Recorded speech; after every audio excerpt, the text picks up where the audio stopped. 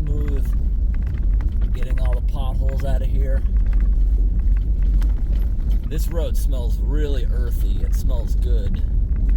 Hey everyone, today we are driving deep into the wilderness to go back to the ghost trains that we visited years ago. I don't think I've actually been there in 2 years. It's an abandoned railway in the middle of the Maine woods. It's been abandoned since the 1930s because of the Great Depression. They parked all the machinery, parked all the trains with the expectation of going back and starting everything back up. But they never returned because by the time the Great Depression was over, the trains were obsolete and they started using trucks instead for logging. Now there is a whole bunch of railway, 13 miles worth of abandoned train tracks, abandoned locomotives, huge, a whole bunch of abandoned machinery, dozens of boxcars and other freight equipment out there. But a couple years back I visited and the lake next to it was almost dried up. Actually, that was in 2020. The lake was so dried up that you could walk miles into the lake. It was that dried up. Since the lake was very shallow, not much elevation. This year I'm noticing all the rivers and stuff being dried up. It hasn't rained the entire month of October. And I kind of want to see, is that a repeat? Because that year I regret not walking to the abandoned trestle, which I know would have been the majority of the way out of the water. So that's what we're going to see today, is the abandoned trestle out of the water. I want to take a hike. It's going to take a couple of hours to hike there. It'll probably take an hour just to hike out to the lake. Now this time of year, most of the trees lost their leaves.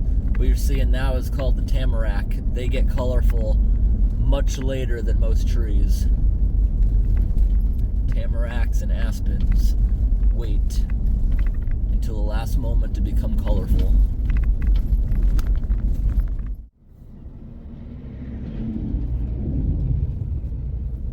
Maybe we'll see some interesting log trucks today.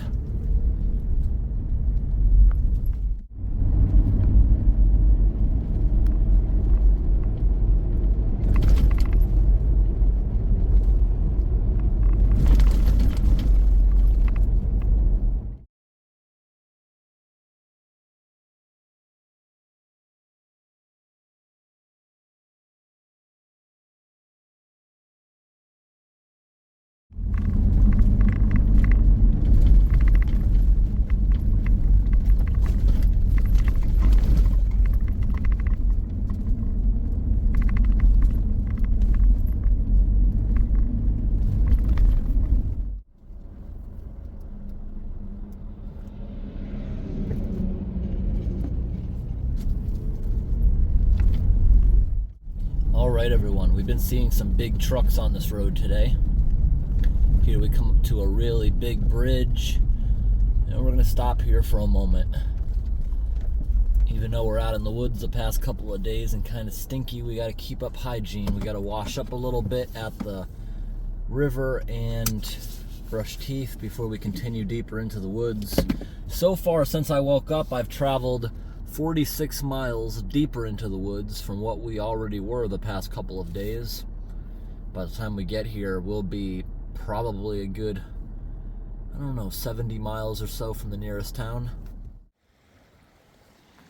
Looking beautiful out here. Got a nice trail. So a nice little beach.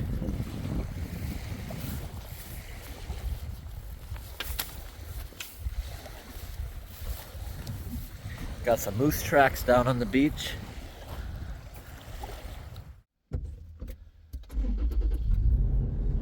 All right, everyone. We're continuing now deeper into the woods. Feel a little refreshed. Water's very cold, so I just washed my face. We didn't get in the water. Sometimes when I'm out in the wilderness, I'll go quite a while without taking a bath, but it's okay. It's part of being out in the wilderness. Can't always be able to take a bath, but it doesn't bother me. For some reason, a few people were calling me gross in the comments for that, but I bet they've never been out of the city in their life.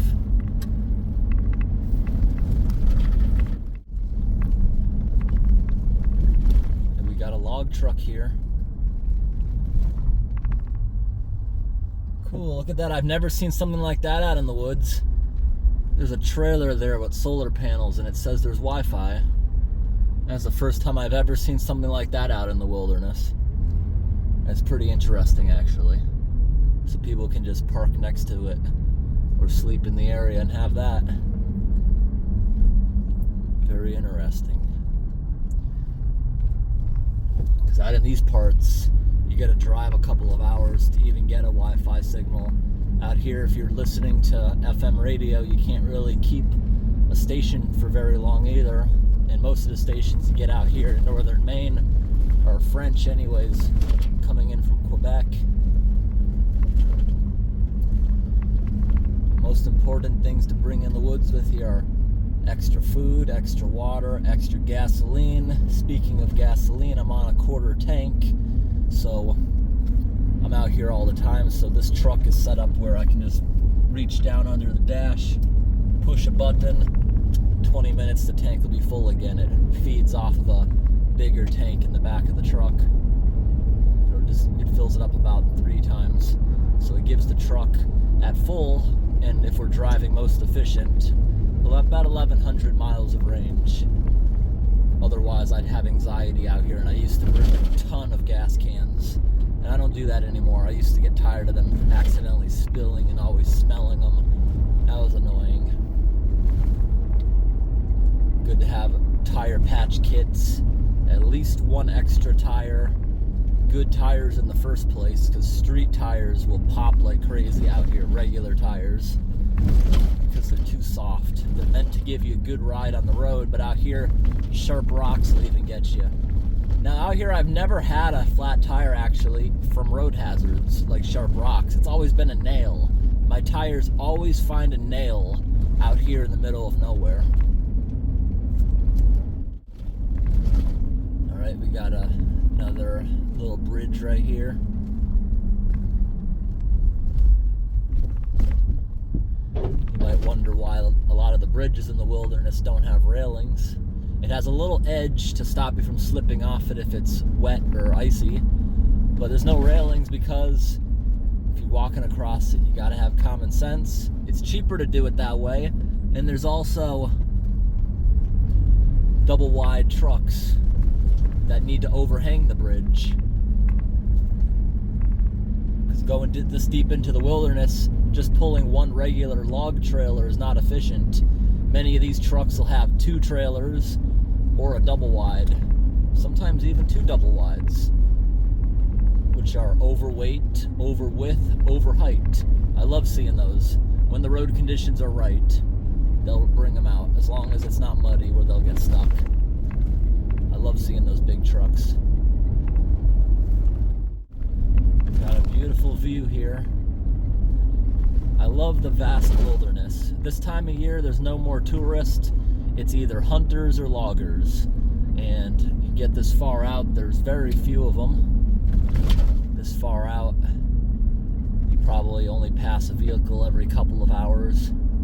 Come out here in the winter time, you can go a day or 2 without passing anybody. Little bridge. The next left right here is our turn. The road's gonna get a little worse, but not that bad. A little worse. Here we go. The roads are in very good shape right now because it hasn't rained in a while and they've been able to fix them. Rain is the enemy of the dirt roads. Too much rain.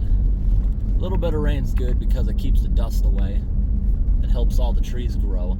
The majority of the trees out here were planted by the logging company as a crop.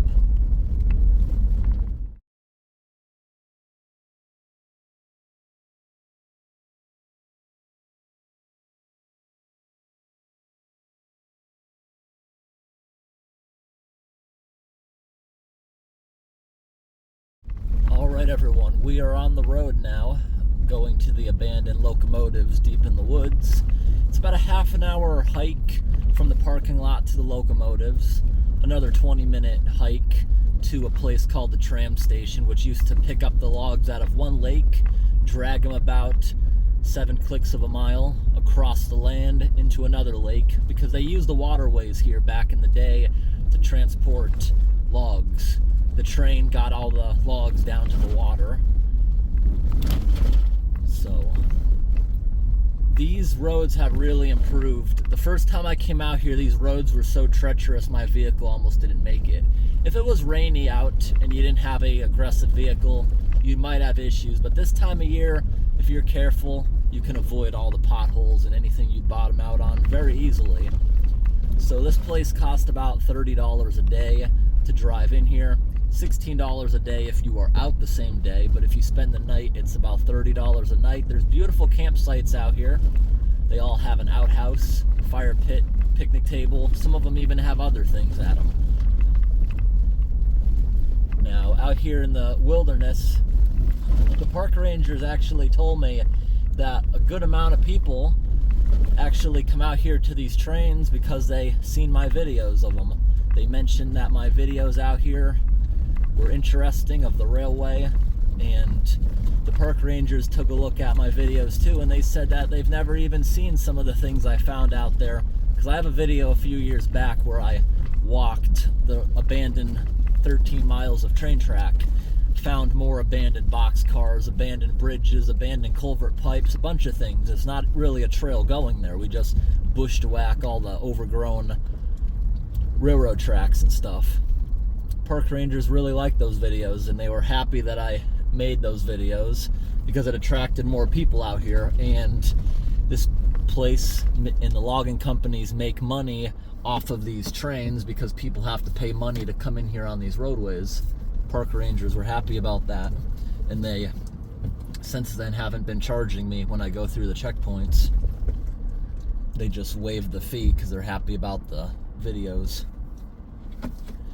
Alright, so it's time to gear up. I always carry bear spray or some sort of weapon just in case there's ever an issue with an animal. Typically the animals are very predictable. If you stay away from them, they stay away from you. They usually run away before you even get to them. The only thing is, you gotta make sure you don't get between a bear and their cub. But by the time you get out there, if you're making noise, if you have things on you jingling, they're long gone before you would ever see them. Rabid animals are pretty rare. That's probably the most dangerous thing. But the biggest thing to probably worry about out in the middle of the wilderness is probably just other humans. We don't have anything aggressive like grizzly bears. Nothing like that. Alright everyone. Heading out into the woods. So years ago, this parking lot was never here. You'd actually take a different road that got you a bit closer to the trains, but it took longer because there was no trail. You had to find your own way to them. Now they have this new improved trail, and a good portion of it is a boardwalk because it was very swampy when they first made it. I don't know if it was the intention of having a beautiful boardwalk trail, but it came out nice. Now I expect to be out for quite a bit of the day. It's about almost noon. This time of year it gets dark at 6. I think I have enough time, but just in case on my belt I got a really bright flashlight. Brought a couple bottles of water, a couple packs of peanut butter crackers for energy if I stay out for quite a bit. This place was, in my opinion anyways, more beautiful 5 years back, before they made the hiking trail, because it used to be very treacherous getting out here, even with an off-road vehicle. And it used to be treacherous the hike. Now that they've made it very simple to get out here, the abandoned feeling of the place is gone. I used to visit this place all the time, but haven't been here in 2 years just because it doesn't feel abandoned. It doesn't feel as exciting anymore since they put up plaques and stuff. Since tourists started coming out, graffitiing the old logging equipment, stealing any loose parts that used to be there. Because people went out here, park rangers went out here with metal detectors, found all kinds of railroad artifacts, lined them up for tourists to see, and every single one stolen. Even pieces weighing hundreds of pounds you would think no one would steal disappeared. People walked it all out here. That's the unfortunate part. That's why a lot of my abandoned videos, if they're not covered in graffiti, they're not known places, I will block all comments of people trying to say where it is, because it just results in theft and more vandalism when these places become opened up like this to the public. It's nice that people can come here very easily now, but it always results in theft from the wrong people showing up. Now here in the wilderness, there's checkpoints. You check yourself in and out of the woods. So that being said, to an extent, they have control of knowing who's actually out here going to this stuff. But at the same time, they're only taking down the driver's license and information of the driver of the vehicle. You have no idea who else is in there or what's leaving the woods with these people. When I'm out making videos, I always love showcasing trees like this. How does a tree like this come to be? Naturally, it's not as common, but these days you see these a lot more because logging companies come in, cut a tree down. The seed for this tree falls on top of the old stump.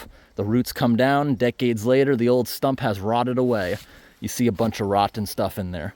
And it leaves it looking like a spider. It's actually quite cool.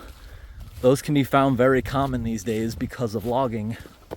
But back in the day, they were a bit harder to find because a tree would have to break perfectly like that one back there, and a seed would have to fall into it. Here's another little one right here. They can also happen sometimes if a big tree falls over, uprooting, and there's a bunch of seedlings on that root ball. That can also cause it. So if that's the way it formed, you'd see more of them in swamps where trees uproot a lot. This part of the trail here is pretty flat. That's because this used to be part of the railroad tracks. Then we turn off it into a beautiful swamp of boardwalks. I don't think we'll see much water in there today because it's so dry out, but you come here in the summer during dusk or something, this is one of the worst mosquito trails ever. And look at those mushrooms, those are really pretty. Here we go with the beautiful boardwalk trail. I remember when they first delivered all these planks, there was a giant couple of pallets in the woods, so they must have airdropped it.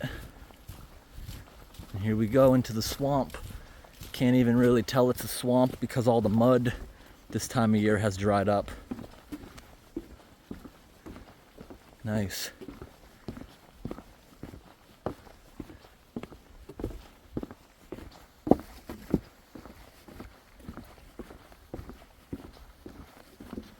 And it goes like this for a good half a mile. Nothing but boardwalks. And I think they've added some since the last time I was here.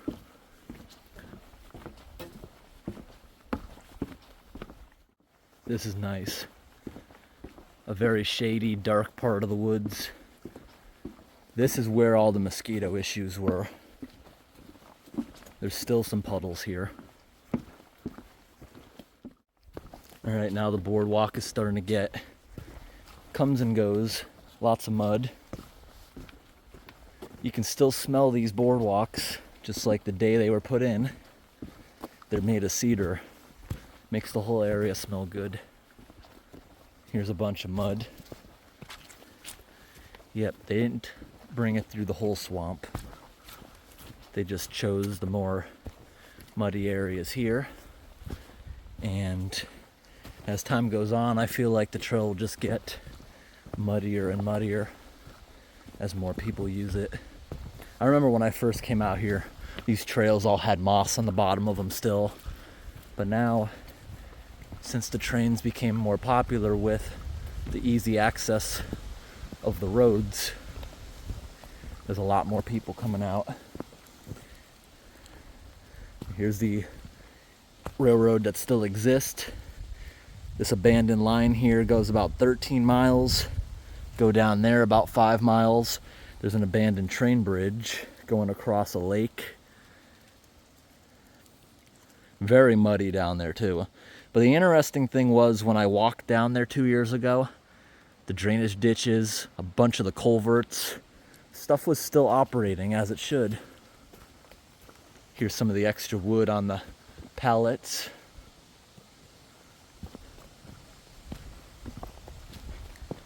And there's a switch down there. So today we're gonna walk to the bridge if the water levels are low. They might be low, they might not be. But I know this is probably one of the lowest chances we'll get, because I didn't think to walk to this place. I didn't even know that bridge existed back when this lake was practically dried up in 2020. Then every other year since 2020, it's been pretty rainy. This year started being pretty rainy. But, oh, these stairs are nice. They built these too. These weren't here the first visit.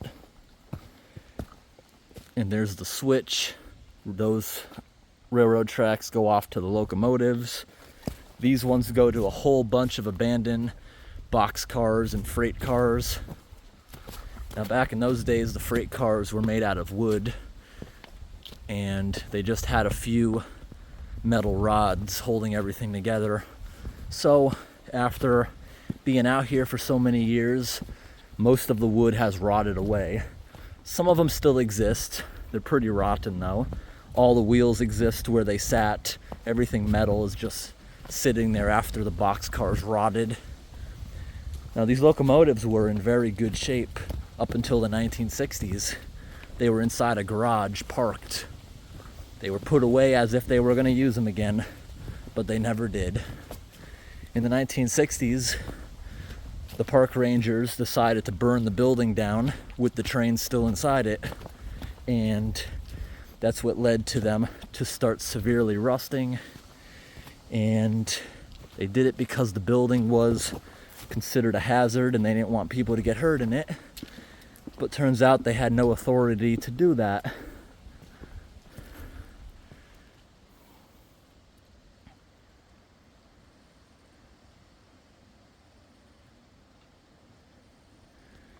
Yeah, it says you'll get a $500 fine if you're caught stealing anything here. Well, the park rangers told me that those people's driver's licenses will be put in the computer system and they'll be banned from ever coming in here again if they are caught. Same with people adding graffiti out here to the locomotives, which has been happening a lot. I haven't been out here in 2 years, so hopefully it didn't get too bad. Most of the railroad ties have rotted away. This railroad track didn't have what most railroads had, creosote covered railroad ties to preserve them. These railroads were more considered temporary for logging, and they would have kept moving them around. So that's why the ties all rotted. It was just sitting on top of regular pieces of wood they cut. But it kept the right distance because there are occasionally stabilizing rods. Oh, look at this. Someone left a jack-o'-lantern out here. That's kind of cute. Look at it. It's smiling. That's nice.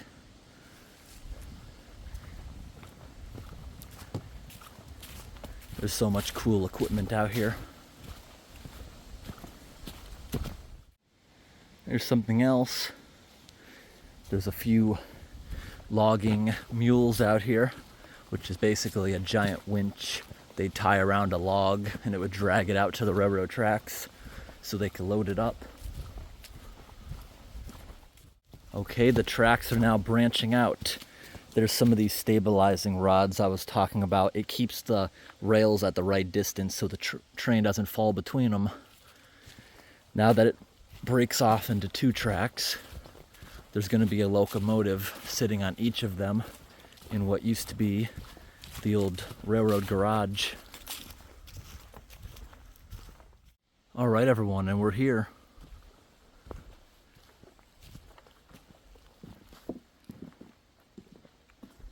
They seem a little bit more mossy than the last time I came, which is really nice to see. It's a little bit of graffiti up on the smokestack there. But it's good to see they're in really good condition still.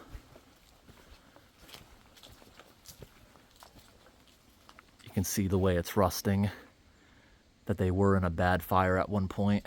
If we zoom up there, the moss accumulating is really cool. We've had a couple of good rainy years. I just talked to a couple of guys that were here exploring it, the only other vehicle in the parking lot. Talked to them for a good 20 minutes or so. That guy told me he's been coming up here since the 70s.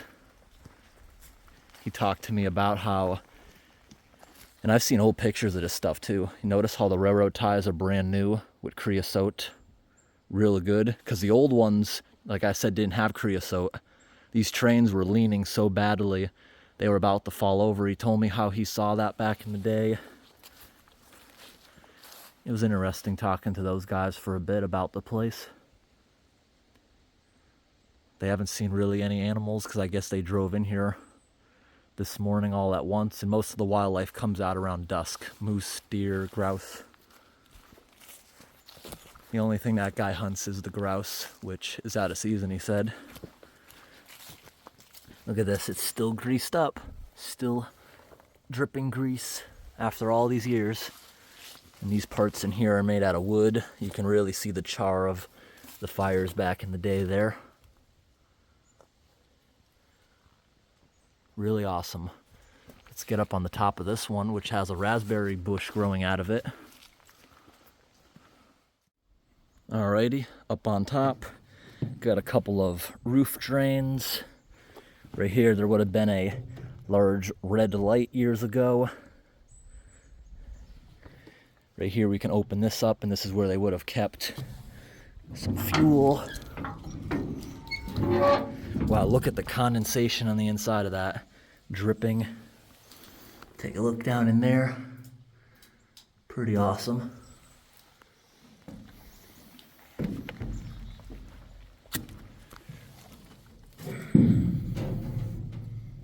Wow. A lot of space for water. You see these pieces of metal, that's baffles to stop the water from splashing around too much. You can see how shiny the ladder is. Lots of people go venturing in there. Let's go ahead and shut it. This other big tank you see here was for air, for the brakes. I believe this plaque still says the year. Yep, 1927, 5/7/27 is when this air tank was made. Here's the top of the water tank. Awesome. There's the hatch on the roof. See how it used to slide open?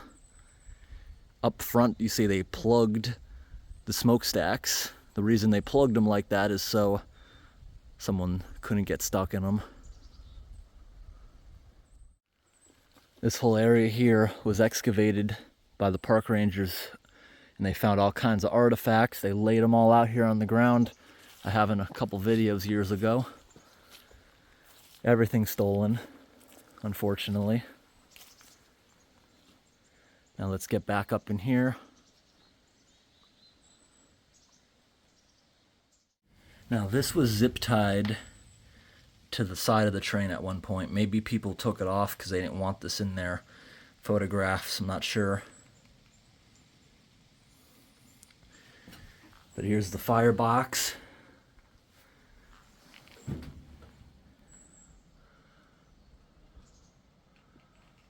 This is so cool. Remember one time I hiked out here early in the morning and just sat here and watched the sun came up. Now I'm just looking at this here and trying to figure out where the fuel came from, because we got the big water tank here, but how about where did the fuel come out of? And I think off to the sides here might have been the smaller tanks for that. Alright, I just climbed across. Years ago, I remember I ripped my pants coming through there. Here's down in the other train, completely rusted out. Pretty bad shape.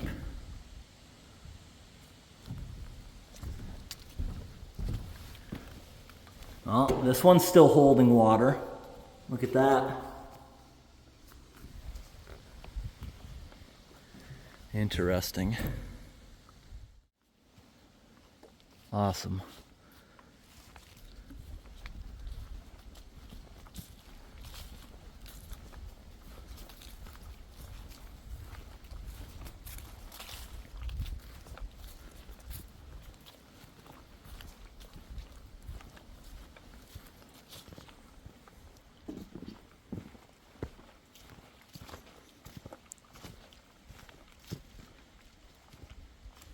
Now over here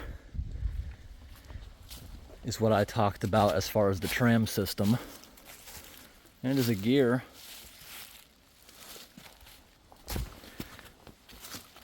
Now these are upside down, but there's a big claw in here with teeth. When this was upside down, it had this big cable that would pull across the land 7 clicks of a mile. It would have logs on it, and it would take it out of one lake, move it to the other. The powerhouse for that, the steam engine, is on the other side. We'll go visit that. We'll hike to that in a minute. Those guys told me what I needed to know. They said the lake is nowhere near where it was in 2020, so we're not going to walk to the bridge. But someday I'm sure we'll get another really bad drought like that. I just know some of the lakes around here are pretty dried up. And that lake only needs to lose, I think it was 6-8 feet of elevation, because it's not very deep.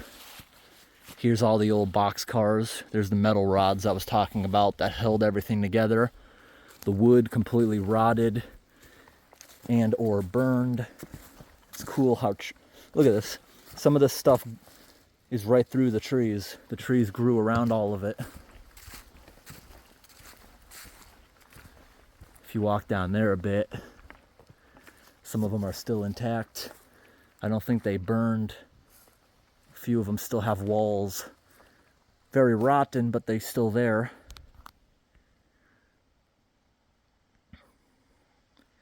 Big block of concrete. Something was mounted on that. Interesting to see. Some people bring in snowmobiles in the winter. They come in here from the water when it's frozen.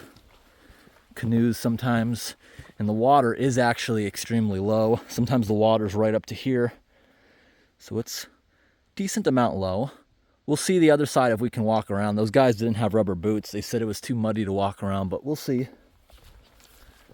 Over here's one of the logging mules I was talking about. Basically a giant steam-powered winch to drag logs and stuff out of the woods. Look at this giant gear. That's impressive. Just sunk into the mud. Piece of chain. Here's where all the canoers come in. I've also been here years where the lake is so deep, can't even walk here. It'd be like almost chest deep. I remember when this beaver lodge here was brand new. Look at that gear. I don't think the beavers are living there anymore. That doesn't look like it's being maintained. If it was active, they would have built further down to the water to be able to get in safely without being seen by predators. But that is one cool, very impressive beaver lodge. And this time of year is awesome because you can walk pretty far down the beach. You see that? There's that line of rocks. Don't know if it's natural or not, but that kind of protects the coast over here when the lake gets going during storms. I feel like that was probably done by the logging company when this place was operational. And this area right here, see how it's opened up where they would drag the logs in from that machine. Yeah, I'm sure most of this is not natural. This island over here is pretty cool. That'd be a fun place to go camping. Just out in the middle of nowhere. Makes you wonder, how did some of these things even get where they are? There's some train wheels randomly way out there. You can see right here all the marks on the track. That's from the metal studs of snowmobiles. Now we're gonna go on the 0.7 mile walk to the other end of this tram.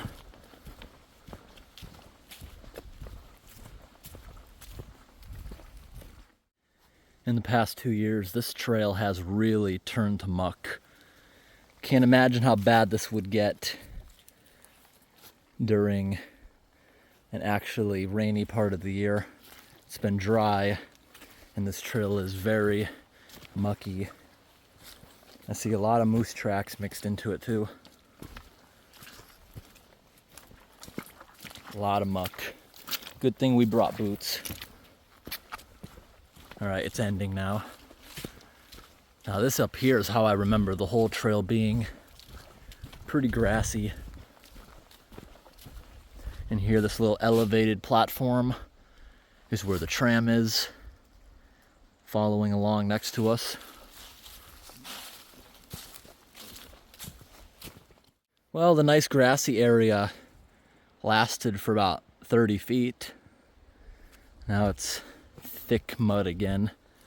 People made a trail going around it, but it looks like this would get just as muddy if it was raining a bit. Lots of moose tracks. This time of year, the moose use these trails just as much as the humans. Visiting a place that's supposed to be abandoned is always a lot better when you do it off season. When it's winter, fall like this, spring. Most people travel out in the summer for some reason. When there's mosquitoes, it's extremely hot. I'm even sweating today, and the temperature's only about 55 or 12 Celsius. I'm still sweating from this hike. I always hike when it's cooler out for that reason.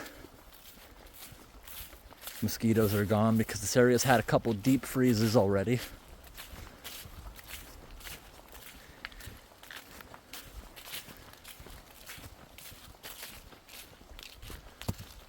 The tram is still there. You'll get to see what it actually looked like back in the day. They replaced some of the wood and stuff. They made part of it look new so people could see how it actually ran. Someone flying over in a little airplane, looking at everything. So here's a better angle of, look at those claws. Look at that. This one's just eaten up by the trees. Look how teeny these tracks were. It's like the same size tracks they use in a coal mine.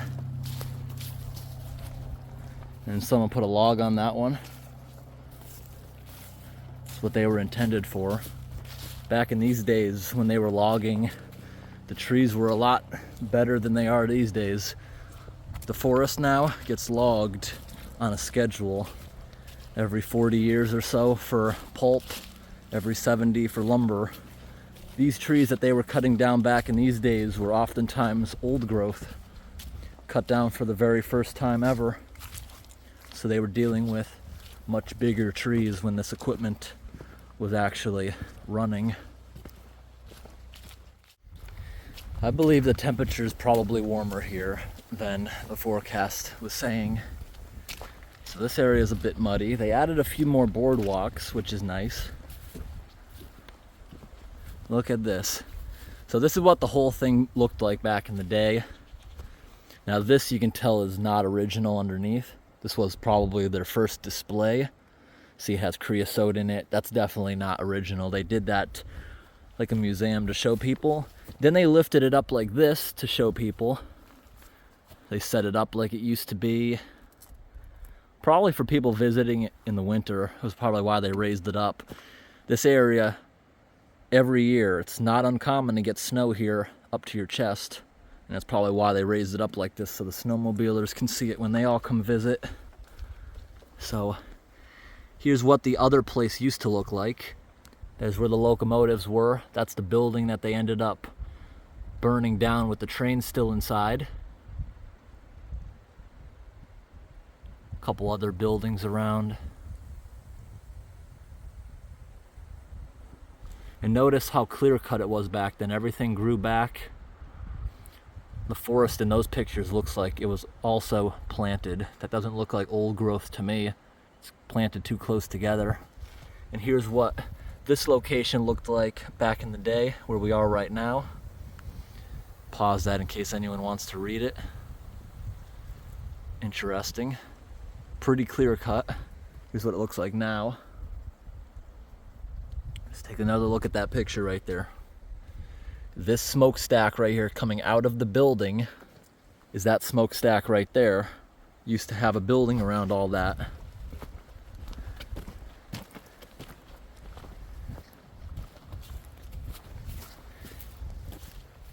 Pretty swampy. Take a look at this massive boiler.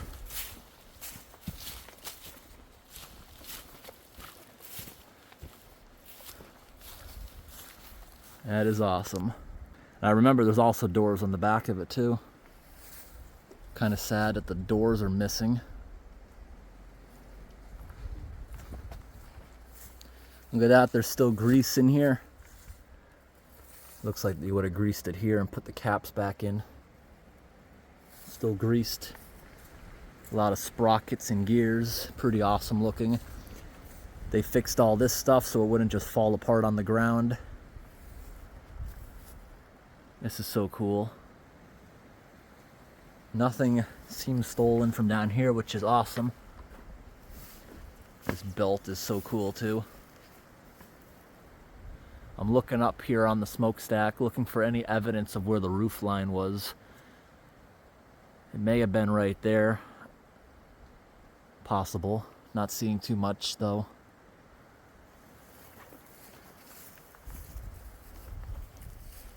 Now over here they did a lot of work, and it looks fresh enough that they may have even done it this year. Look at this. That is so cool. The system that would have pulled the logs out of the water up here, overhead to that. That is so cool. This is all brand new stuff. I have older videos just a couple years ago. These things with the big spikes were sinking into the mud. That is awesome that they fixed it. That is awesome. Does any of this stuff still spin? I doubt it. I doubt. Nah, none of those bearings are gonna work. This is so cool that they fixed it up. Beautifully done. It's got concrete footings that they poured. Awesome. Yeah, the lake is pretty low like I thought it would be, but it's nowhere close to being as low as it was back in 2020. Back in 2020, this lake was so low in my older videos that you could not see the water out there. It was completely receded back. And look right here, look at the groundwater coming out of nowhere. The guy was right about it being swampy. Let's see how far we can walk though with the boots. But I can see that we probably can't go to where we need to.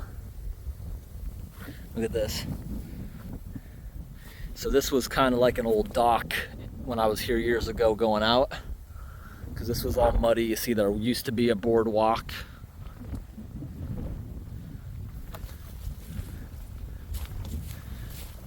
When the water's high, lots of moose like to be here. Because this water gets up into here. way up into here.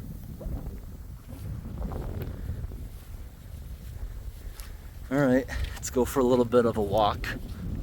So to get to where we wanted to go, we'd have to cross this little trickling stream here, and that's just not gonna happen.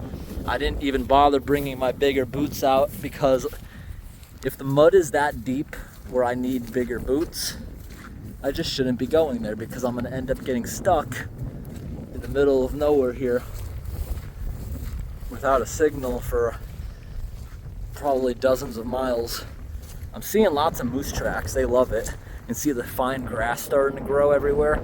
This has been drained all summer like this. I also see Canadian goose poop everywhere. Yeah, I'm starting to sink. So I can't imagine how bad it would get when I start attempting to cross this. Yeah. I'm gonna try.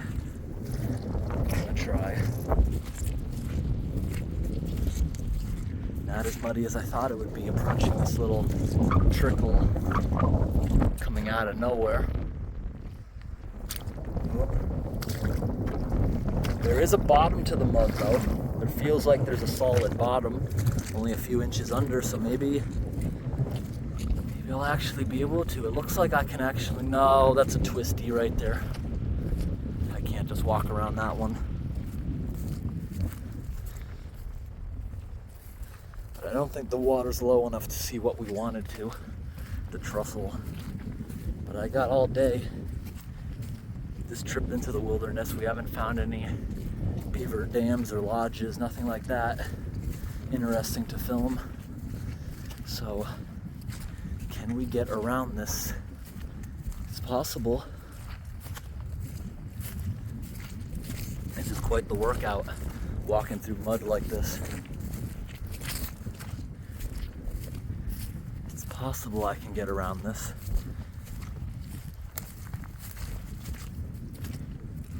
Now this trickling stream goes through a culvert pipe underneath the abandoned railroad if I was to hike the abandoned railroad.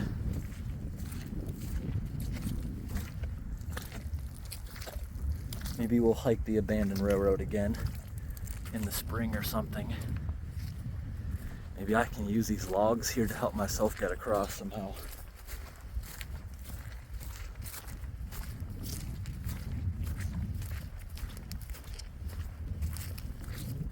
Pretty muddy.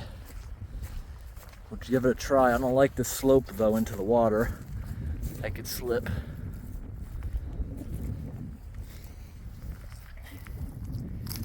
Okay. Yeah, see how fast that mud goes in? I can use this stuff if I just stay on top of it.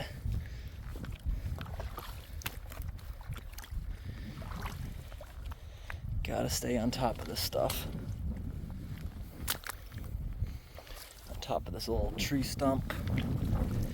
Jump onto that log, and I gotta cross it. So now, maybe we can walk there. Although, quite a few miles of walking through this. Let's see if I have the energy. We'll see how I feel when I get out to that peninsula. Doesn't look like I walked that far, but I gotta walk slowly because this mud is kind of like glue. I tried walking over here in the grass a little more to try to walk faster, which I'm gonna try again. The water's actually deeper here in the grass. The grass is kind of helping it stay here. Yeah, see, it's deeper water out here. And it takes a lot of energy walking through stuff like this because you can't walk normally. You have to kind of march. And it's getting to the point where I feel like I'm sinking more the further I go.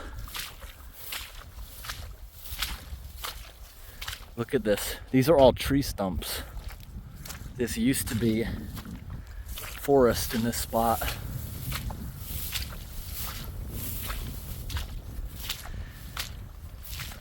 We're almost back out to the water. Almost.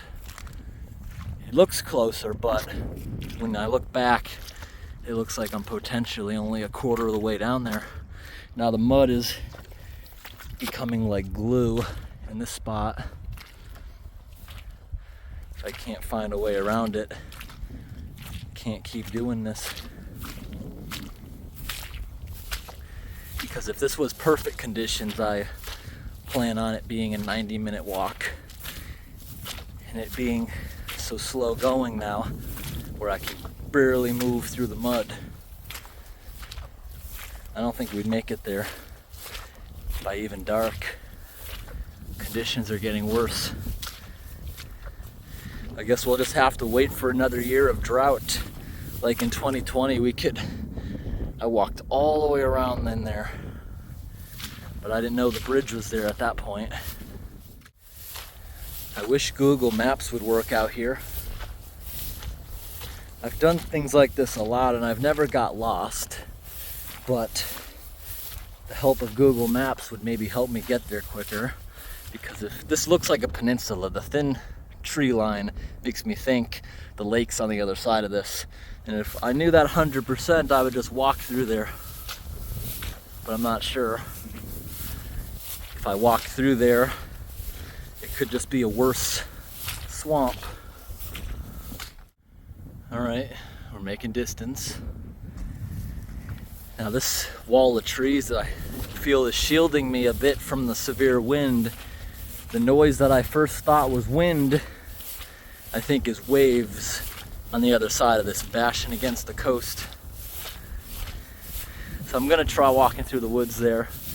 It'll save me a little bit of time.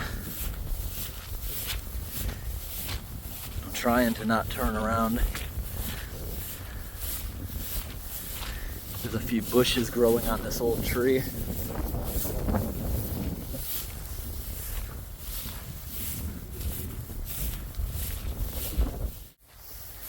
Now I'm in an area with grass that is up to the height of my neck that I've got away from the water. I'm gonna try going through this tree line.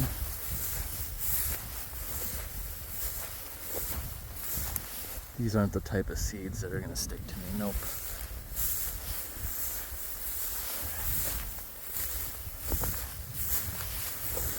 Now grass like this makes a nice soft bed, so we gotta be alert that there's not something like a moose or a bear sleeping in here somewhere.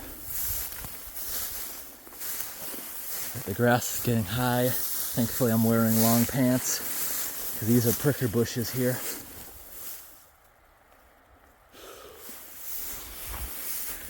We're gonna push through this woods.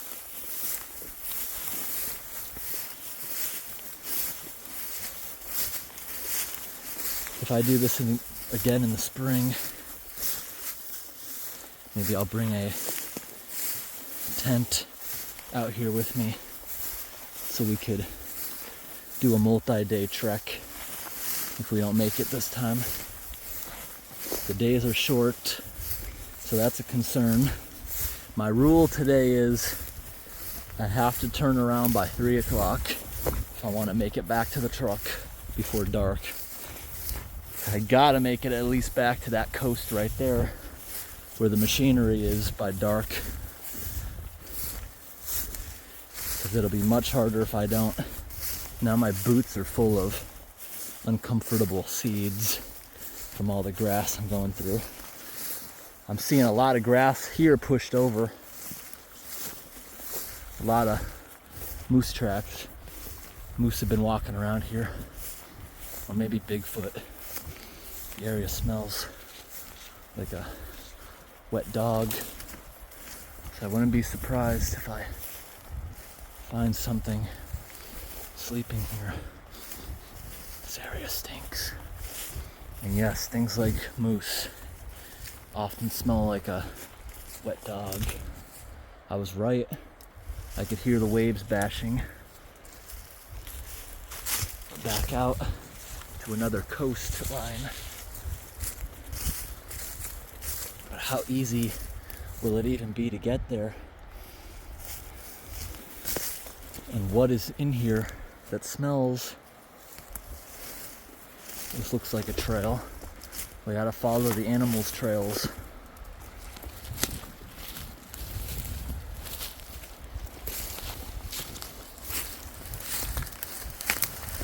Alright. This area is decently open.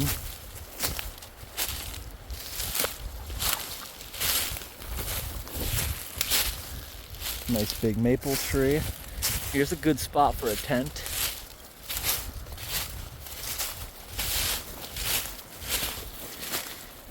Now I gotta determine if it was worth walking through the woods or if I should have stayed in the grassland going all the way around. Hopefully this coast is more rocky. Yep, it is more rocky. That'll help us make better time. When there's waves bashing against the edge, it erodes all the dirt and stuff long ago.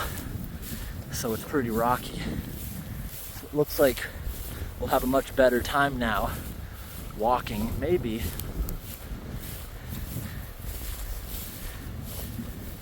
Yeah, we got a good edge. Is it beautiful? Yeah, I think I'll probably just walk the edge next time on our way back.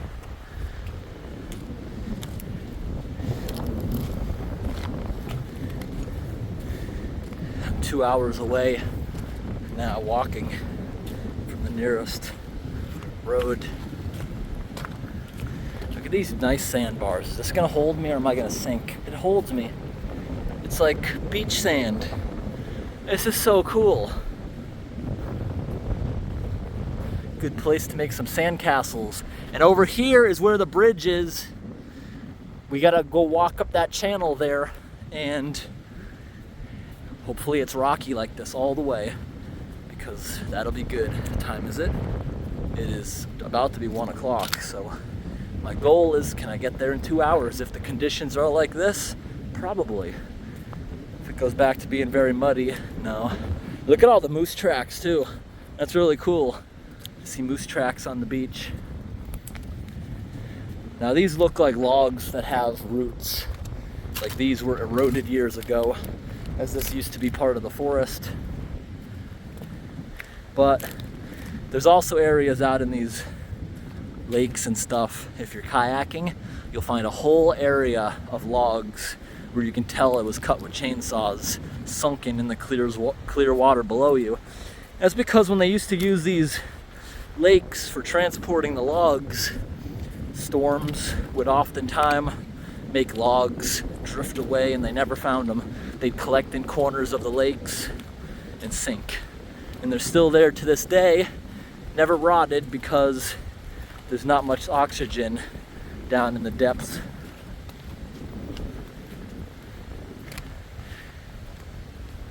Yeah, this place would be amazing to go camping at someday.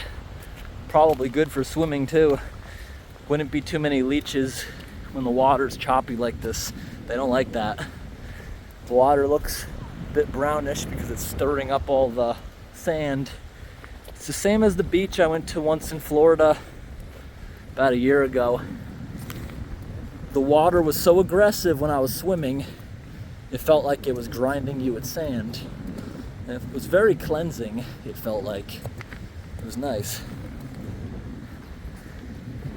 Those aggressive waves, you also got to be very careful, because it felt like a few times it was going to break your neck when it would throw you if you're in the wrong spot. Look at this. We got an endless supply of rocks to skip. There's so many flat rocks on this part of the beach. No more sandy areas, but when you look at the water lines, I'm glad this lake's not full. This is actually beautiful right now. It's starting to get where we can't see where we came from now. Just looking back, all the way over there and back. So we're a good hour now away from the tram station. As long as we get back to the tram station before dark, I got the flashlight, we'll be okay. We got 5 hours of daylight left, so I'm sure we'll make it. I think right there is where we gotta go. Every one of these little dips is a trick on your brain, just like certain mountains you hike. You see something, the last thing you can possibly see, you think it's the top. You get to it, then you see there's a higher peak, then another peak. And look, there's some sand right here, little trickling stream coming out. It's a delta. That's nice. And you can literally find any shape rock you want here. I'm looking down, tons of triangles. I see some raccoon tracks. I've seen moose tracks everywhere, coyote tracks. Everyone's out here. Look at that nice little island there. Look at this oil leaking out of the ground. Natural oils everywhere. Oil is created in swamps, then it's leaking out of the swamps. It's all natural. It's nothing leaking out here. No longer can see the area where we came in through, where it was all muddy. You can no longer even see that beach anymore. Now we're on a very rocky area, shale rock. This would hurt so bad if you had thin shoes. Very sharp. Now we have a bit longer and see this part of the lake. It's gonna get more and more narrow, and then we'll find a 1,500 foot trestle when this area gets that narrow. Who knows? Maybe I'll be tempted to take the railroad back, because I haven't walked it in like 3 years. It's been a bit. Now we got some muddy areas here. Can easily be avoided if it was too muddy. And the thing is, when you're walking through the mud and sand, it's kind of sticky, so when you pull up your heel, sometimes it can flick it onto the back of your pants and down into the boot. So that's why I prefer walking on the rocks or through the grass. At least the grass cleans your boot off with every step. Hope you can hear me well. The wind seems moderate. The wind is nice because I'm sweaty. Feels good today. Look how sharp this is. Imagine walking on that with bare feet. It's like lazy. It would be like, look at that. It's like pieces of roofing shingles. Water's kind of choppy, so I don't think we could skip rocks. But if you were here on a day that wasn't windy, this is a rock skipper's paradise. Look how thin that is. I don't think it'll skip more than once or something. That didn't even hit the water at the right angle. That's my fault. But when it's choppy like this, you can't really skip more than once. There's been times I've been able to skip a rock 10 times, but it's got to be flat, the surface of the water, not a breeze around. This area is awesome. I never knew this was here. Look at this area. Look how sharp a lot of this is. It's got some strength to it. You can't really break them. If you were being a primitive hunter, you can make all kinds of arrowheads pretty easily here. Oh my gosh, we made it. Wow, we made it to the abandoned trestle. I've never seen it from an angle like this. We've parked over in those woods on a nearby logging road and been able to walk to it in like 20 minutes through the woods. They were treacherous roads a couple years ago, and I don't think anyone uses them, so I'd probably be plowing down trees now.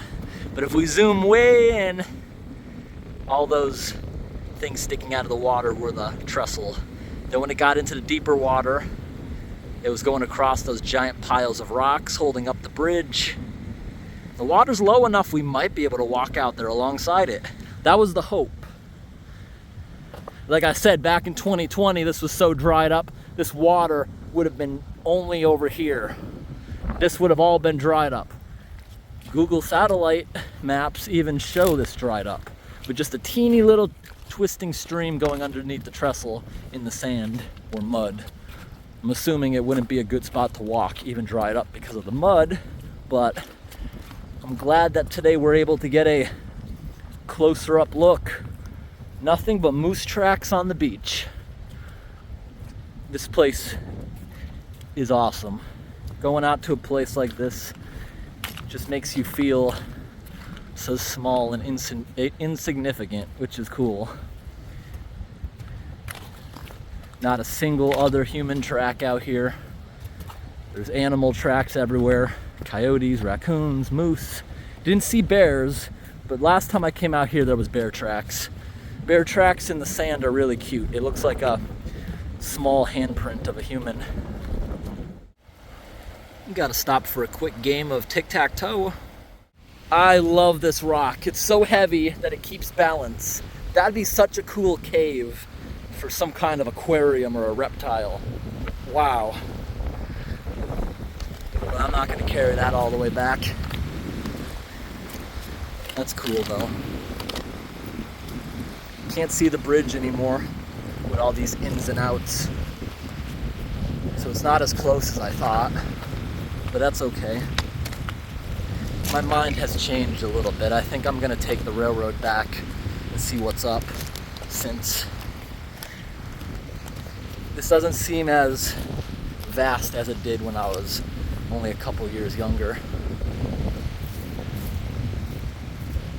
But I do remember when I was younger, the bushwhacking on the abandoned railroad was so bad. But maybe somebody's made a trail by now, since all the improvements brought so many people out. I think when I did it, it was icy out, and I was able to walk on some frozen beaver ponds to get around the bad parts of the railroad. Yeah, see this? So many ins and outs, but I'm hopeful we'll be able to get closer to that stuff. Another beautiful sandy beach. And look at this, you can tell the sand goes way out there too. If it was warm out, this would be a beautiful, pristine place to go swimming. Even as an adult, I still enjoy things like this, playing at the beach and stuff. See this little teeny trickle of water? I'm so tempted to build a little dam and make my own little pond there.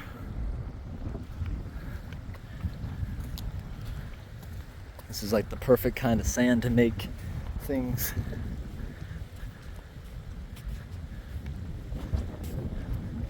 Ooh, the ground here is feeling weird. It lets you put pressure on it, then it sinks. Lets you put a little pressure, then it sinks. It feels like you weigh less. This is cool. It's like shock absorbing ground right now. I wonder what kind of creature is doing this, because I'm noticing it all over the beach. It makes these perfect 90-degree angles. It's like drawing squares. I'm seeing a lot of that in the water. Could be crayfish, I guess. It's starting to get a little mucky here for the moment, but we're getting close to the bridge.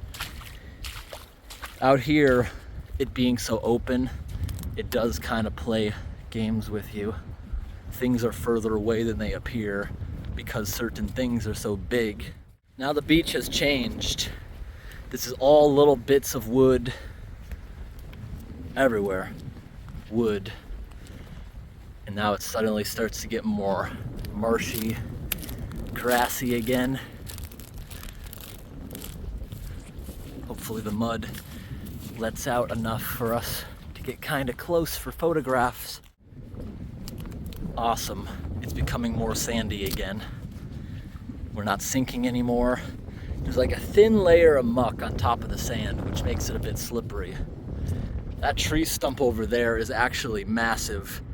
Just think, before erosion, trees were that big, but now that tree line is pushed back a couple hundred feet with erosion. There's moose tracks out here everywhere. Massive tree over there uprooted. So, on satellite maps, it looks like you could just walk across this pretty easily. I could easily swim across it too, if it wasn't so cold, the water. The air feels good though. This is incredible. Look at all these little footprints from birds picking out bugs from the mud. If we look over here, it kind of looks like a roller coaster. That's one of the rails. It just happened to get hung up. That's so cool. Just like a roller coaster. Over Over here you can see some rails going across everything. Also very cool. Having a little trouble looking at the screen with all the glare, but I'm sure I'm getting some beautiful photographs. Now let's see how close I can get to it. Years ago, this supposedly burned down, and if you really zoom in, look at the high water line. You'd barely notice it. The water gets to the top of these. What is this?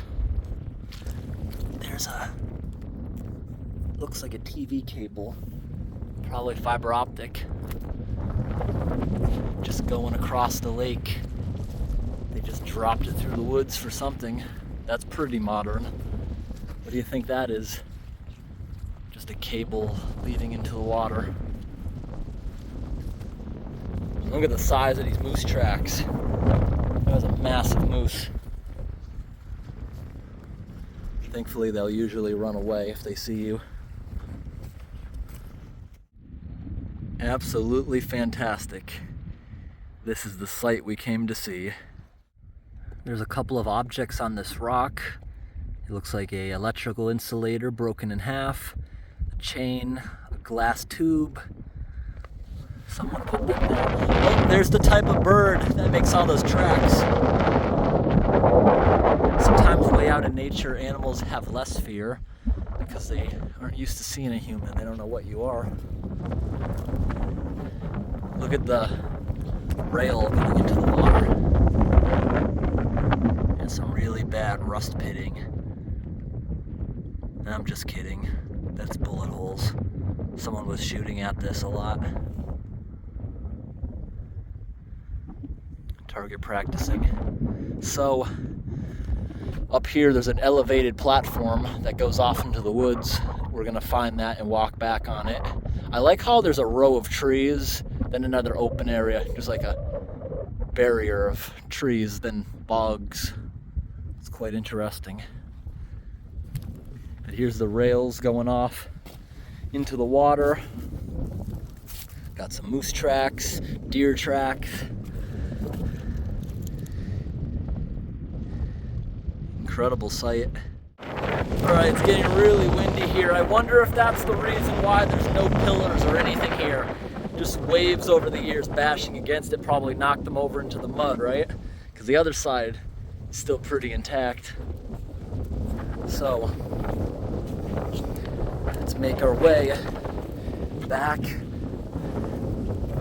And we're gonna follow these rails now, which are continuous all the way back to those locomotives, which is about I believe a 5-mile walk.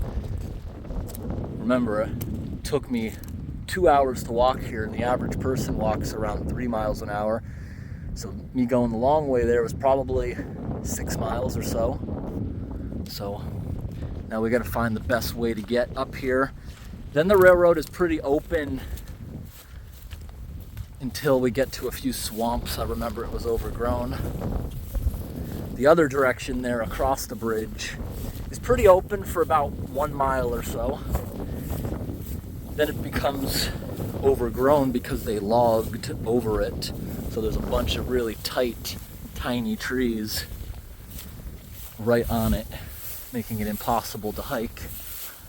Right now I'm trying to find my way in. There's some pricker bushes here. Got to be careful of them. And look at this. This is not trees. These are old supports of the bridge.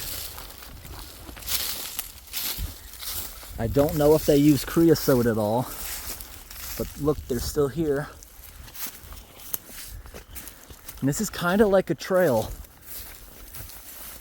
I imagine some people have been hiking out here, so that might make this more easily passable.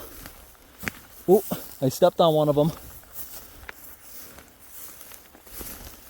They're so far gone on this side compared to the other side.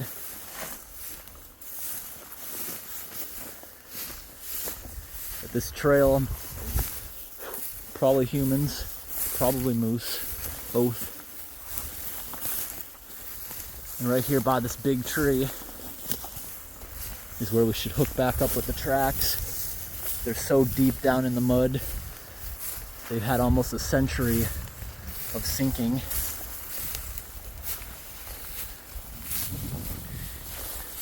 You can still accidentally trip on them in certain spots. Here we are, up at the top. Years ago, this is where the train used to go right across. We're still up on the platform that they excavated. It's a very flat walk, but now my brain is starting to remember something else we had to deal with. You have to walk over hundreds of trees. You see the rails now? Hundreds of trees have blown over onto the tracks. But I'm guessing others have been through here. You see, where you need to walk has been pretty crushed. People have broke off all the branches. Oh my gosh, that aspen tree is huge. You see stuff like that down south a lot. They don't usually get that big up north. That is a huge aspen tree. Yep, years ago this was all up in your face branches. And you had to be careful to walk between them. People have been definitely walking out here a lot more often. And that's a good thing.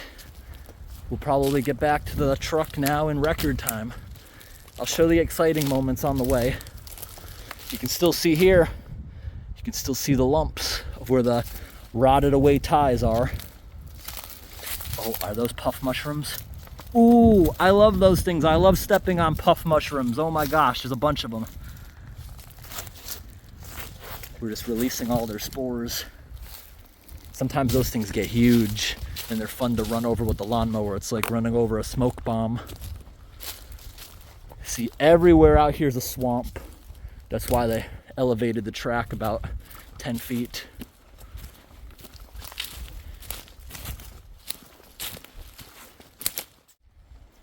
The tracks are now completely covered in moss, which is very pretty. And there's an old bucket from the 1920s that's rusted through. We have to make some detours, but there's a pretty dominant trail of where the detours are. It smells so good out here, like pine. The trees are very healthy, and when they're very happy and healthy, they drip sap all over themselves to trap insects that want to do them harm. Then they get even healthier. Okay. Now I don't see a trail at all. Unfortunately, no.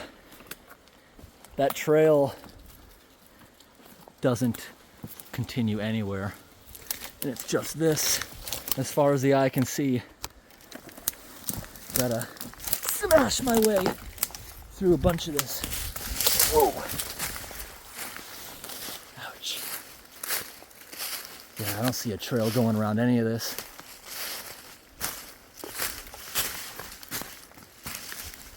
But we got many hours to find our way through. I would never do something like this in the summer because it's just too dense. But I do remember, unfortunately, there's a lot of pricker bush areas. And we haven't come up to the areas where we have to stay on the tracks, where there's swamps everywhere. The peat moss down here is beautiful. Starting to get tired. This type of tree, unfortunately, balsam fir, is very weak and they snap very easily. They blow down very easily. They got shallow roots. They're growing in a swamp. So we've got a mess here. Oop, still tripping. It's beautiful though, the lichen right there. Reindeer moss hanging. I can't even walk on the tracks. It's easier to walk over here, way off to the side at the moment. And we just have to guess how far along we are, because I don't have any sort of signal out here. Now I gotta use these trees to my advantage, walk up them like stairs to get over this. Ooh, ooh. Gotta be very balanced. This is good balance practice.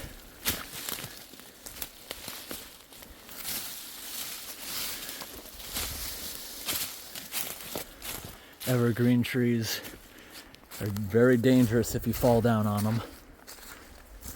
Lots of sharp branches. Now I gotta not get lost out here in the woods, so gotta keep track of where that's actually cool, where the tracks are. And they're over here. I'm off them a bit. This area is swampy. There's water down in all of these cracks and holes. The moss is beautiful. When I hiked these tracks years ago, it was very early June. Trees up here don't grow leaves until about the middle of June. Growing season around here doesn't start until June 15th. This is one of the biggest spider trees I've ever saw. Awesome. There was still snow here on these tracks. The snow here, snowpack, gets so deep. It's so shaded and cool here in the forest. There was still snow noticeable in the middle of June. Look at this tree. That's massive. What do you think this mark is? Do you think there's like a cable tied around it deep inside it now? That might be old growth. You don't see many monsters like that out here. Just think about it. Back in the day, they were all as big as these. You probably won't see many of those anymore because they don't let them grow that long. That part of the forest is so dark and scary. But we're back to somewhat of a trail. The leaves are falling. It's relaxing out here.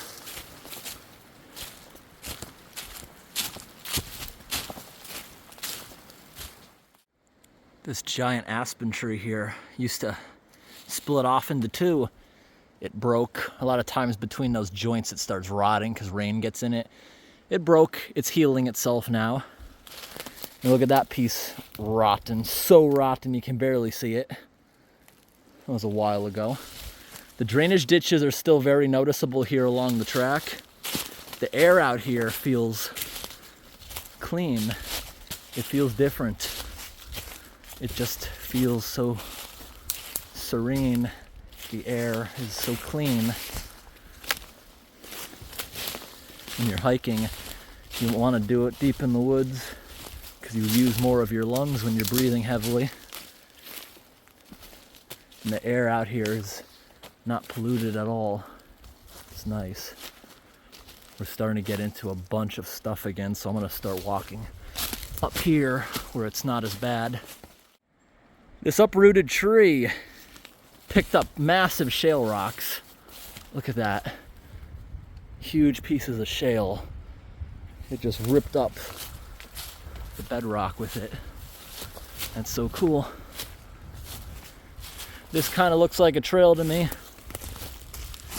running parallel with the railroad. See, there's a bunch of tree stumps out here from when they logged this area about 40 years ago. It looks like they stopped at the railroad tracks, didn't continue, thankfully, so they're not overgrown with tiny trees.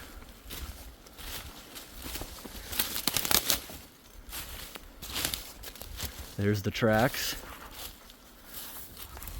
I hear a very angry squirrel in the distance. They got a bunch of extra rail.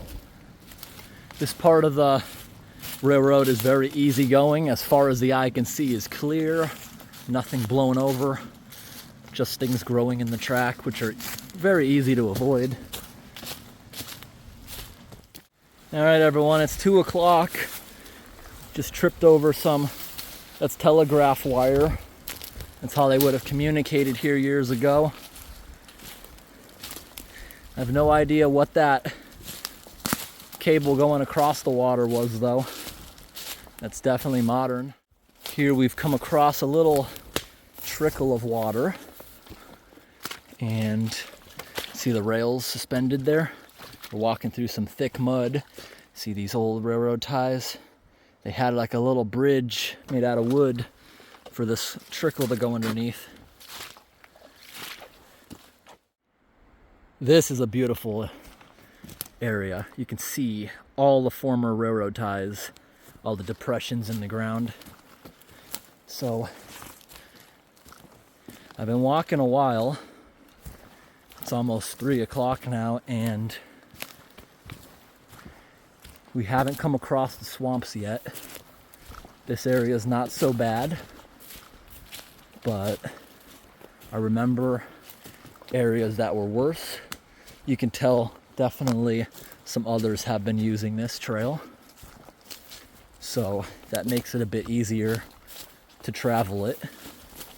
But I can already tell at this point, even though we're going in a straight line back to the locomotives, this is probably going to take twice as long, I think, to get back there compared to walking the lake, just because you can't really walk fast. You got to walk over things. Certain areas you got to walk so far away from the tracks to avoid blowdowns that you don't see the tracks anymore. Got to find your way back around.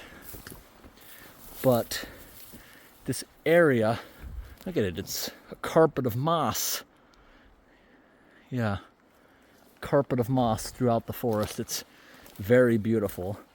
The forest here is healthy. It smells like a pine air freshener very strongly. Nothing like a natural air freshener. Wow, look at this through the trees. I can see so far. This area is a good straightaway.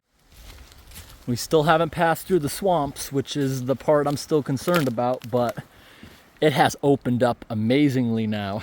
Now you can see a dominant trail. All the branches are broken off that would be in the way. But that being said, every muddy area, it's only moose tracks. It's windy. Hear a lot of creaking and branches in the woods snapping. It's eerie. And you see, these are mostly moose trails, so they come and go. They don't actually follow the track the whole way, but they help you out a bit. I briefly remember this piece of rail going across like that years ago. This trail, I'm still being hopeful it's going to be an easy go, because it seems to become now in better and better condition as we get to the tourist attraction. I wouldn't say this is as abandoned as it once was. It's pretty easy to walk it now, so far. Here's another one of those spots for water to go through. It's like a little teeny wooden bridge. When we hiked this last time, there was still water trickling underneath this. And yeah, still kind of open, the wooden culvert. It's still working. Otherwise you'd see erosion up top here when the water builds up. It's still working. Not flowing that much because it's been dry out. When we last explored this, it was like very, very wet right after the spring thaw. So that's another thing helping us out on this trek. We might not have to deal with a lot of swampiness. We got some beautiful moss down here, and I can see an opening up here, so We have reached the first swamp. The most difficult part of the hike last time. And it looks like people have smashed the majority of the disturbances out of the way.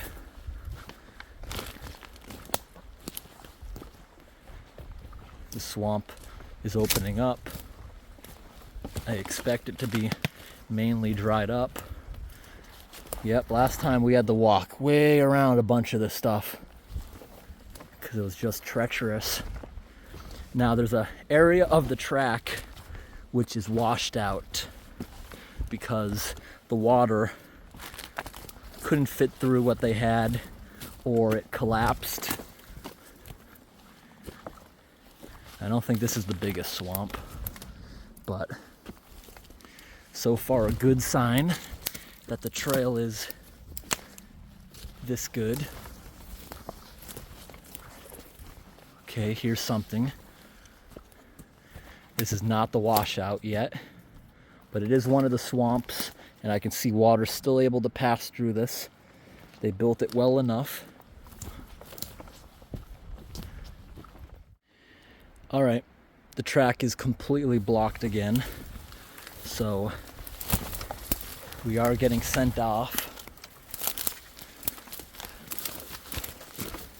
Just briefly.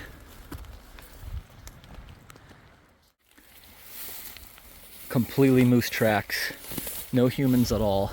We can no longer walk on the track, it's just so overgrown, so much debris. So we're following the moose tracks to the swamp. This is like a moose highway. This would be an amazing spot to put up a trail camera, but I won't because I'm sure it'll get stolen. Following these tracks as much as we can. We're literally right next to it. There's a lot less water than last time, 100%. I don't even see any water. It looks like just grass with a bit of muck. Still can't get back on the tracks yet. Completely overgrown. Thankfully the mud isn't sucking me down.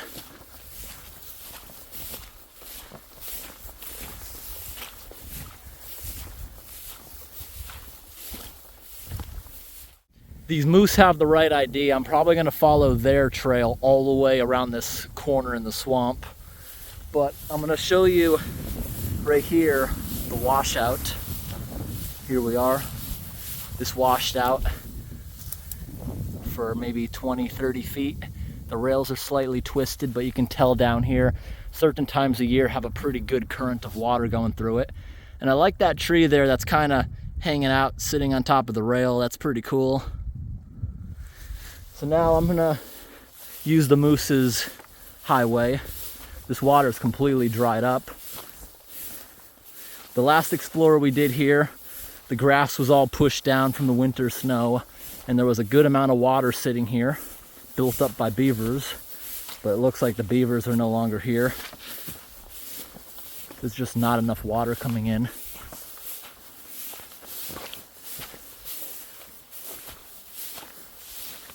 We're still, this entire trek, within 10 feet of the railroad. We found the water.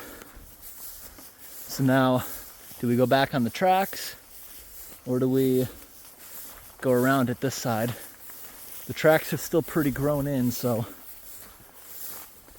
think we'll go this way, where a ton of the moose tracks are going. Now there's a good current of water here. The beavers could definitely plug this up. Look at the size of this tree that once stood here in the swamp. Yep, the railroad is like a natural dam through the valley. It gets clogged up. It makes a pond, it kills off the forest and turns it into grassland and marsh. Now, this is a pretty good current. How deep is that? It's not deep at all. That water looks pretty clear. Last time this was a lot of water here. Basically everywhere you see the grass up to that little tree line. Let's see if we can make it back to the tracks yet. I'm kind of curious about this water, how it's getting through there. A bird just took off. Scared me. Yeah, you can see a little bit of the old beaver dam, but it completely washed out. Ooh, I just saw a chipmunk. So this must have been a little wooden bridge back in the day, rotted away. And now you can tell if it wasn't in a drought, there'd be more than that little trickle. And that little trickle should be enough to build a beaver dam. I'm surprised they never did. You can still see some pieces of wood there. The ones that were dealing with water appear to have been preserved, because unlike the railroad ties, they're still there. Or maybe it's being wet all the time that preserved them. But you can tell this is a pretty big riverbed that flows hard at certain times of the year. And when the water level's high, it washes this away, causes more damage to the rails. So I'm going to try to stay on the tracks now. We'll see if we get sent back into the swamp by another blockage. See all the erosion here? Because when the beavers were active, the water was all the way up here. This part of the forest is very healthy. That's nice to see. And it looks like I can stay on these tracks for quite a while. It's pretty open again.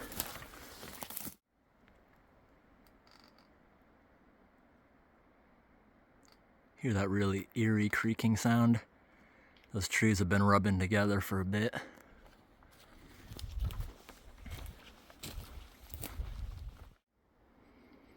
Remnants of the old days of the beavers. Even when I explored this a few years back, the dam wasn't holding much water at that point either. So I'm guessing the beavers have been gone for quite a while. Again, not the easiest place to walk. There's a lot of trees down, which makes travel slow. But take a look at this awesome railroad switch. Got some bullet holes in it. Looks like some slugs or something went right through it. See, back in the day, see how this worked? This is so cool. You got 2 positions for the switch. Actually 3 positions.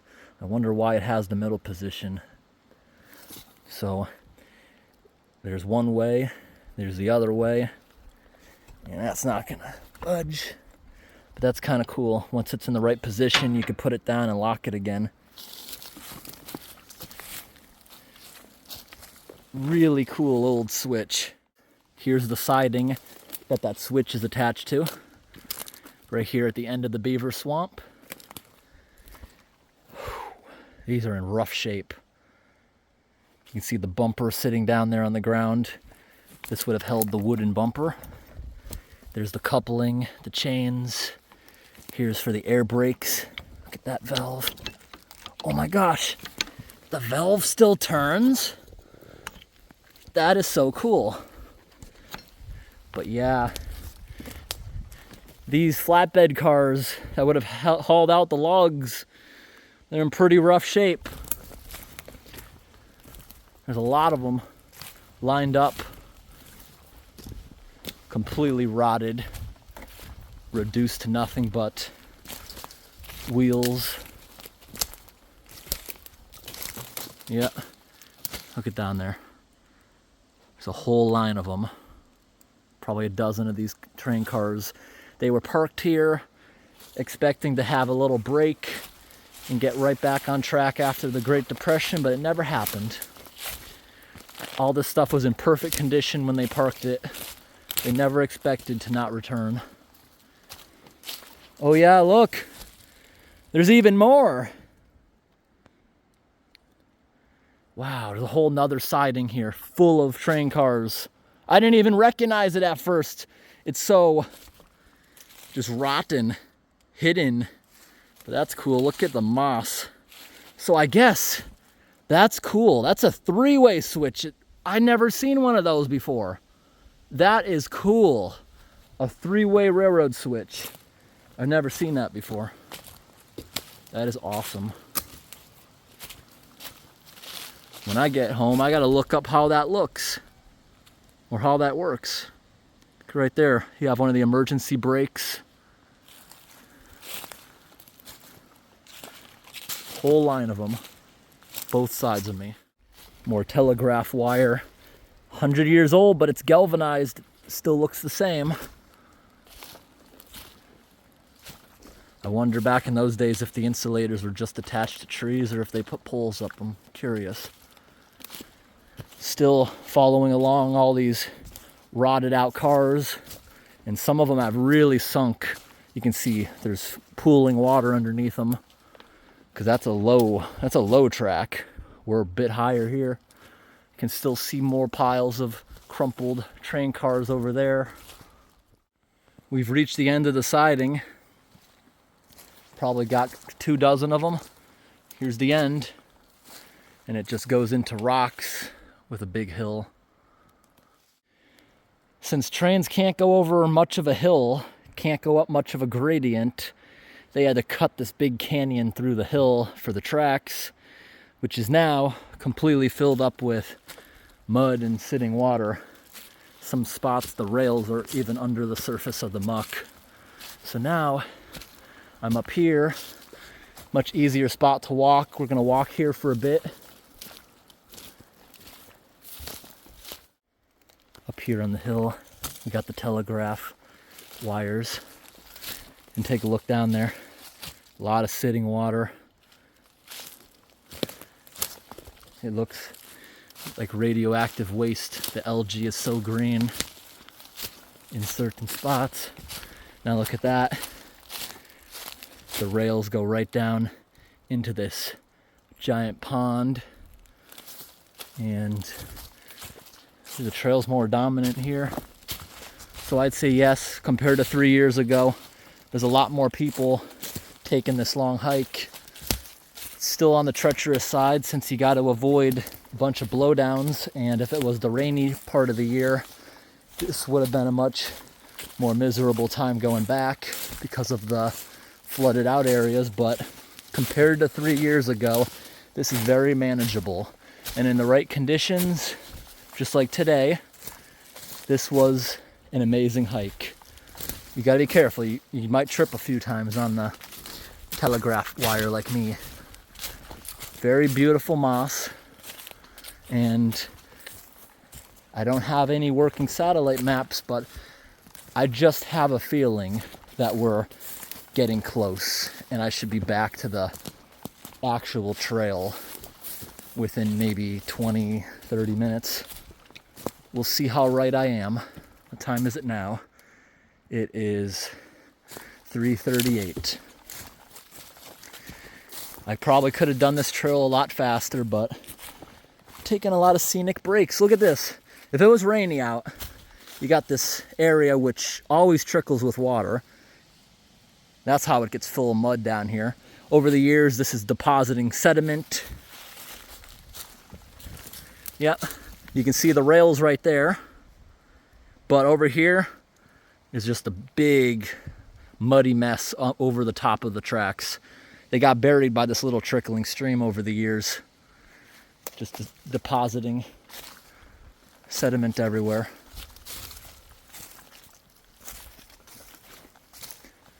And that's basically the reason it floods. I'm sure this track is leveled both ways. It's just the drainage ditches are blocked in a lot of the spots.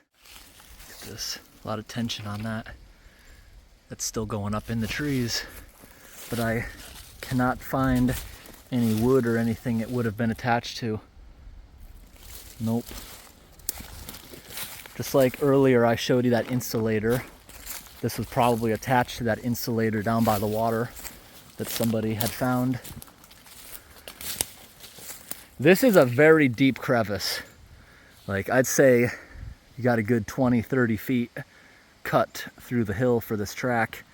You look down there, it's so beautiful. Look at the moss just covering those rails. All right, humans are gross. So we made it back to the actual hiking trail, and ooh, look at this. We didn't see any of these down there. I'm sure there are if they fell the correct way. If they fell flat, they're probably completely rotten. But this is the old telegraph pole. This is what it was attached to. The same kind of materials, just like a modern day power pole. Cool, cool. Now, we still got a good amount of daylight left, so I'm gonna hang around for a bit. Let's go show you guys the intact boxcar I mentioned earlier. Beautiful place. Look at this switch over here. This one actually still throws, look at that. But everything is rotten and clearly disconnected. Yeah, none of that budged, obviously.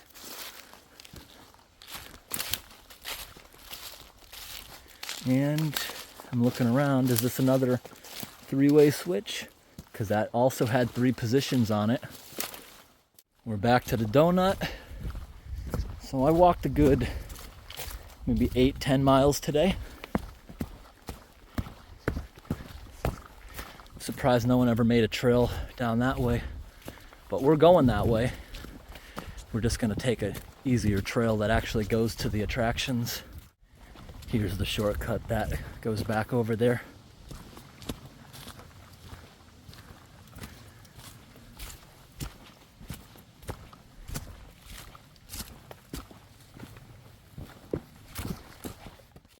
More switches. More tracks. More really cool equipment.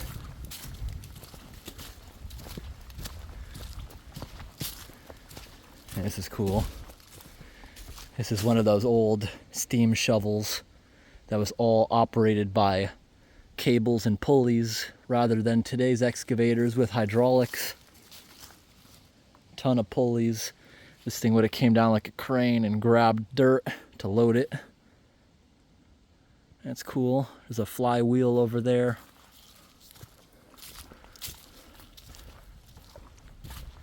What else do we got out here?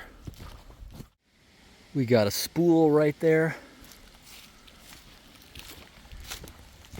Pieces of the rail just completely came apart. Pieces are missing.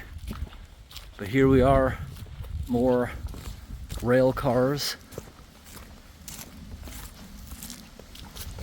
Now the majority of these were also set on fire. That also contributed to them deteriorating so quickly. But there's a few that are intact I want to go take a look at.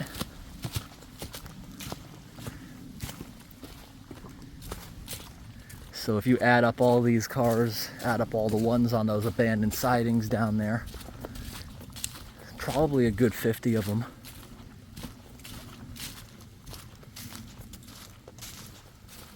Now these ones, I don't see any evidence that they were on fire. Some people have said that these were on fire. I don't see any evidence of it. I'm sure for this stuff to still be around, this was likely preserved wood with creosote, unlike the ties.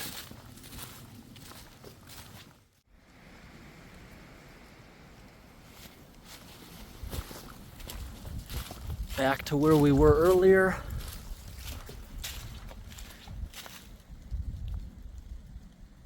Here's the old locomotive. Beautiful sunny day out on the lake. We're not on the windy side. Now let's take this trail a little bit. Both of these sidings hit a dead end. Up here, a couple hundred more feet. But I remember there's one of them that's intact enough that it has a wall. Right here we got an old primitive boxcar. It's really cool, look how it was put together. You see all the supports that would have held the walls together. Over here, this boxcar still has the corners, which is super duper cool. Maybe I gotta get down like this just to get my shadow out of it.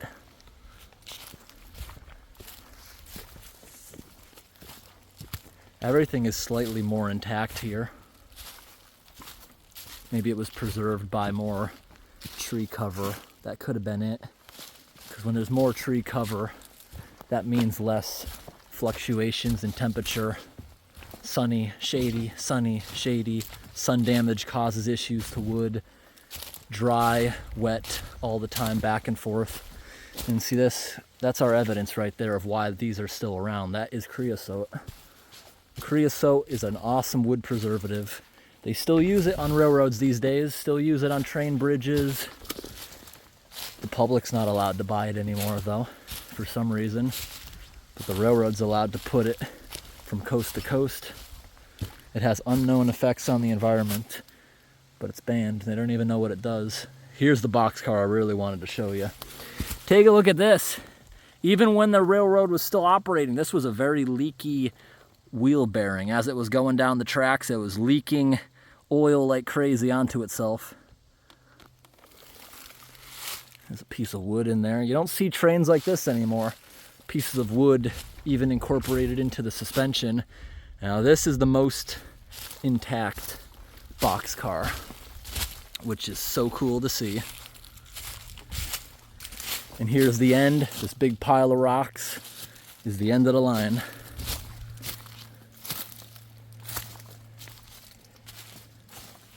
Just amazing. Up here on top of the pile of rocks, it just turns back into marsh, turns back into swamp.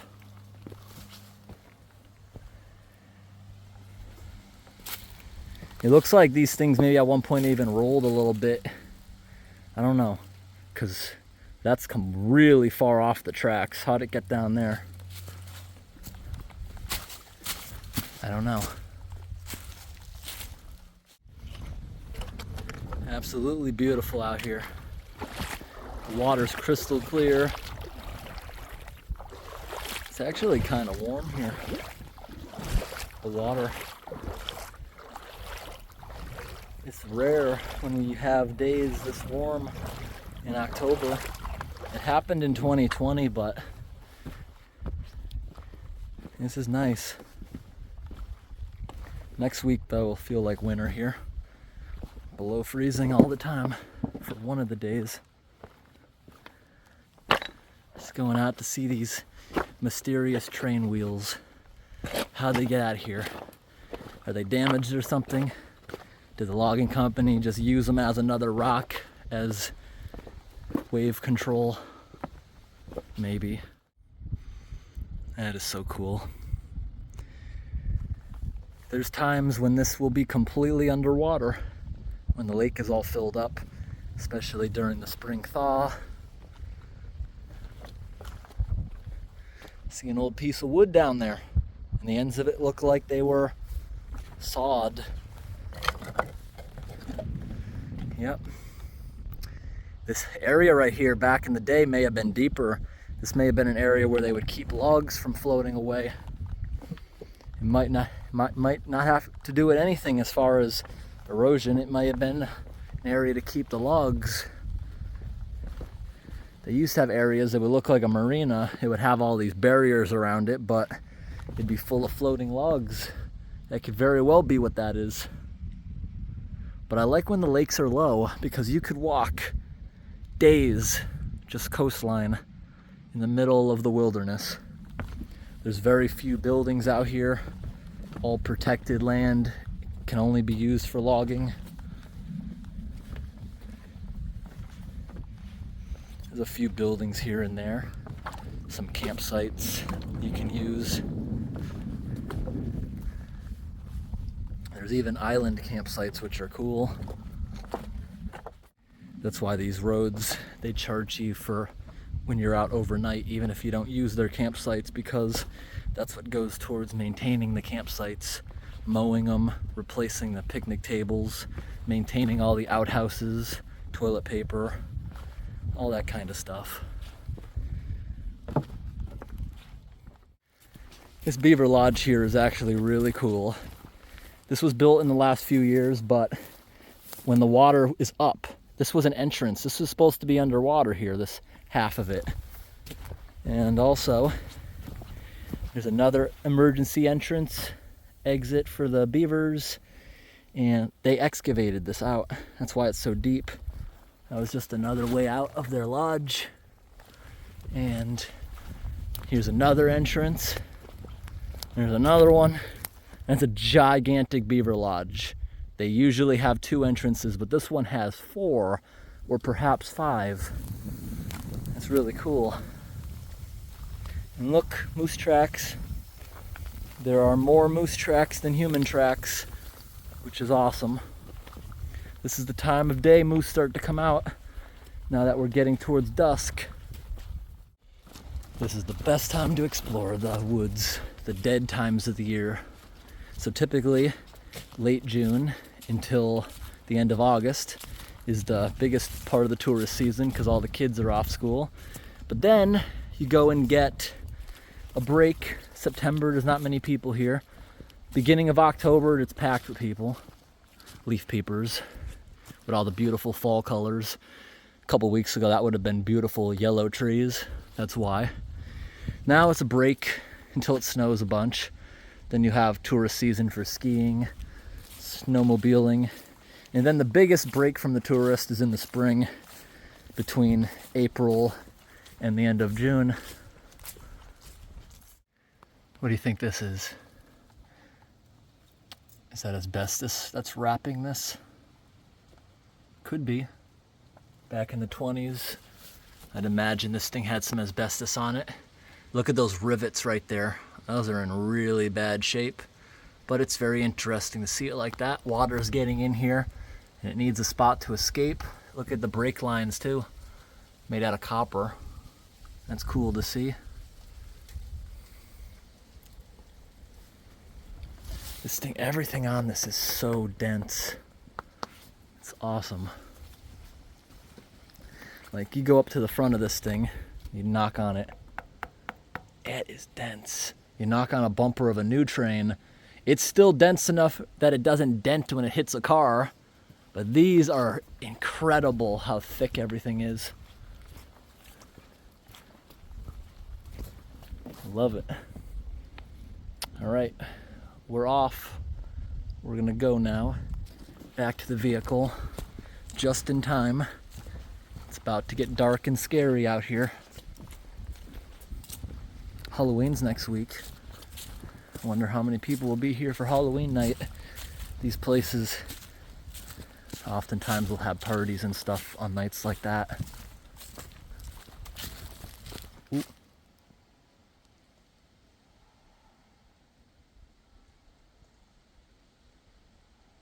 That's scary. It sounded like a loud scream. It's just a creaking tree.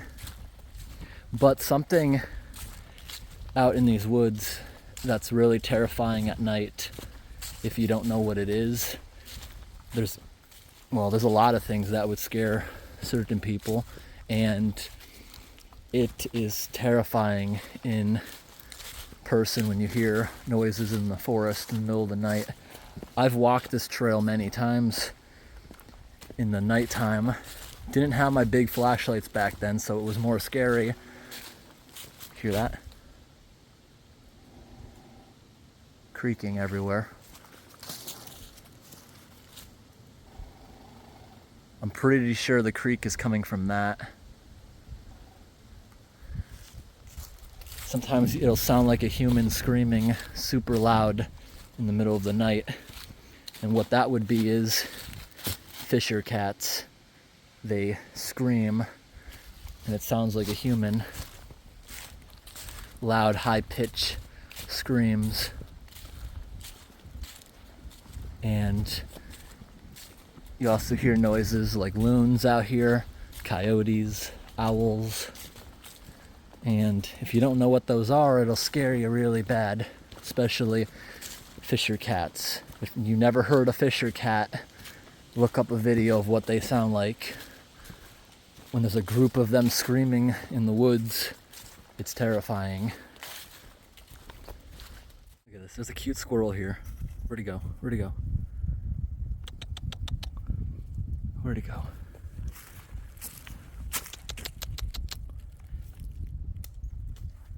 I bet a lot of tourists feed him because he seems interested. Did you see that?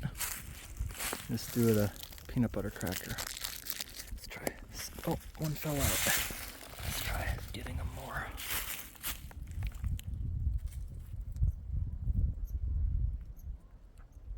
The squirrel's not afraid because it's used to tourists walking by, and I bet the tourists also throw it food. Now you see, it's not making those angry noises like the squirrel that was out in the middle of nowhere we saw earlier, because that squirrel probably doesn't see people. This one living right here probably sees people all the time.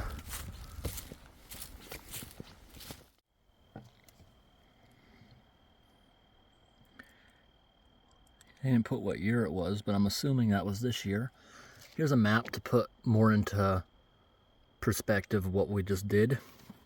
So we walked from here to the trains, looked around there, and then we walked over here, and this was all dried up, basically, and oh, there's a little trickling stream. We didn't come across that in the woods or anything, but it doesn't show where the railroad tracks are, but the railroad tracks would be going somewhere down here. And so we walked here. This is that first peninsula with the trees we walked through. We went all the way down here, which is pretty dried up. That water there is just about not there at the moment. The bridge is around here somewhere. Then we hiked all the way back. That cut area was where the curve was. So yeah, there's been times that this entire part of water has been gone that I've seen. This one, I've never seen it really that gone, but this island, that would be a really cool place to visit someday with a kayak. All right, we are back to the truck, and if I see any moose on the ride back, because we still have a little bit of daylight, and dusk is the best time to see animals. If I see anything like that, I'll add it to the end of the video, but I hope this adventure into the woods with the railroad was interesting. Thanks for watching, and have a great day. Time to get out of here.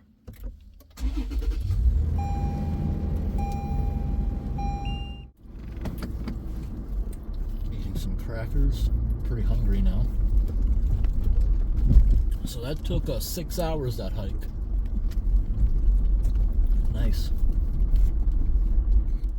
This right here is the old road that you used to have to go to see those trains. You could drive closer to them with this road, but it was a treacherous bushwhack. The logging company has now blocked it off with a metal pipe and a bunch of debris. I drove down there in the spring, since this road was usually overgrown, but they had cleared it to log it, and now a bunch of people must have been getting stuck because it's so close to the tourist attraction. I bet a bunch of tourists were bringing ridiculous vehicles down there with no clearance, getting stuck. I got this truck stuck down there, but thankfully I have a winch. I had to winch myself out of that road twice in the spring, but it was a lot of fun blasting through the mud that this road had to offer, but I understand why they blocked it off. Yep, I pulled up a little bit, and 100% that's why the road's blocked off. They even had to put a sign up for it. The tourists were thinking that this road here went to it, and a ton of people must have got stuck. So that's why they blocked it off. If you look up instructions on how to get to the trains that are 6 years or older, it will tell you to use this road, because that used to be the way of doing it. That's the way I thought I had to go years ago. I didn't even know that other road existed back then, but it was also brand new at the time. During the bad part of the year, these roads go to garbage. If you don't have the clearance, you're gonna get stuck. I got stuck out here once for 19 hours with my old car. This car I never got stuck with because it has a winch, and I'd be able to get myself out pretty easily. But if you're able to navigate these roads with a regular sedan, you've got skill. Because these roads can be very horrible certain times of the year. Or there's also people that have absolutely no brains that I've seen out on these roads. One guy brought a Toyota Prius out here. He hit a rock, opened up his oil pan, Left a trail of oil down the road. A mile later, the guy's broken down with a locked up engine. You know when he opened that oil pan up and the oil spilled all over the road. There must have been lights on his dashboard, check engine lights, telling him to stop. And he didn't. No brains. Yeah, and he kept driving deeper into the wilderness, matter of fact, which made it even stupider.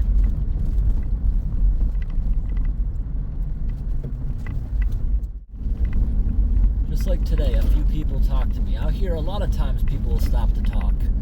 And out here, if you pull over on the side of the road, people always make sure you didn't break down. They make sure you're okay because you can go hours without passing anyone. So people are very nice about stuff like that.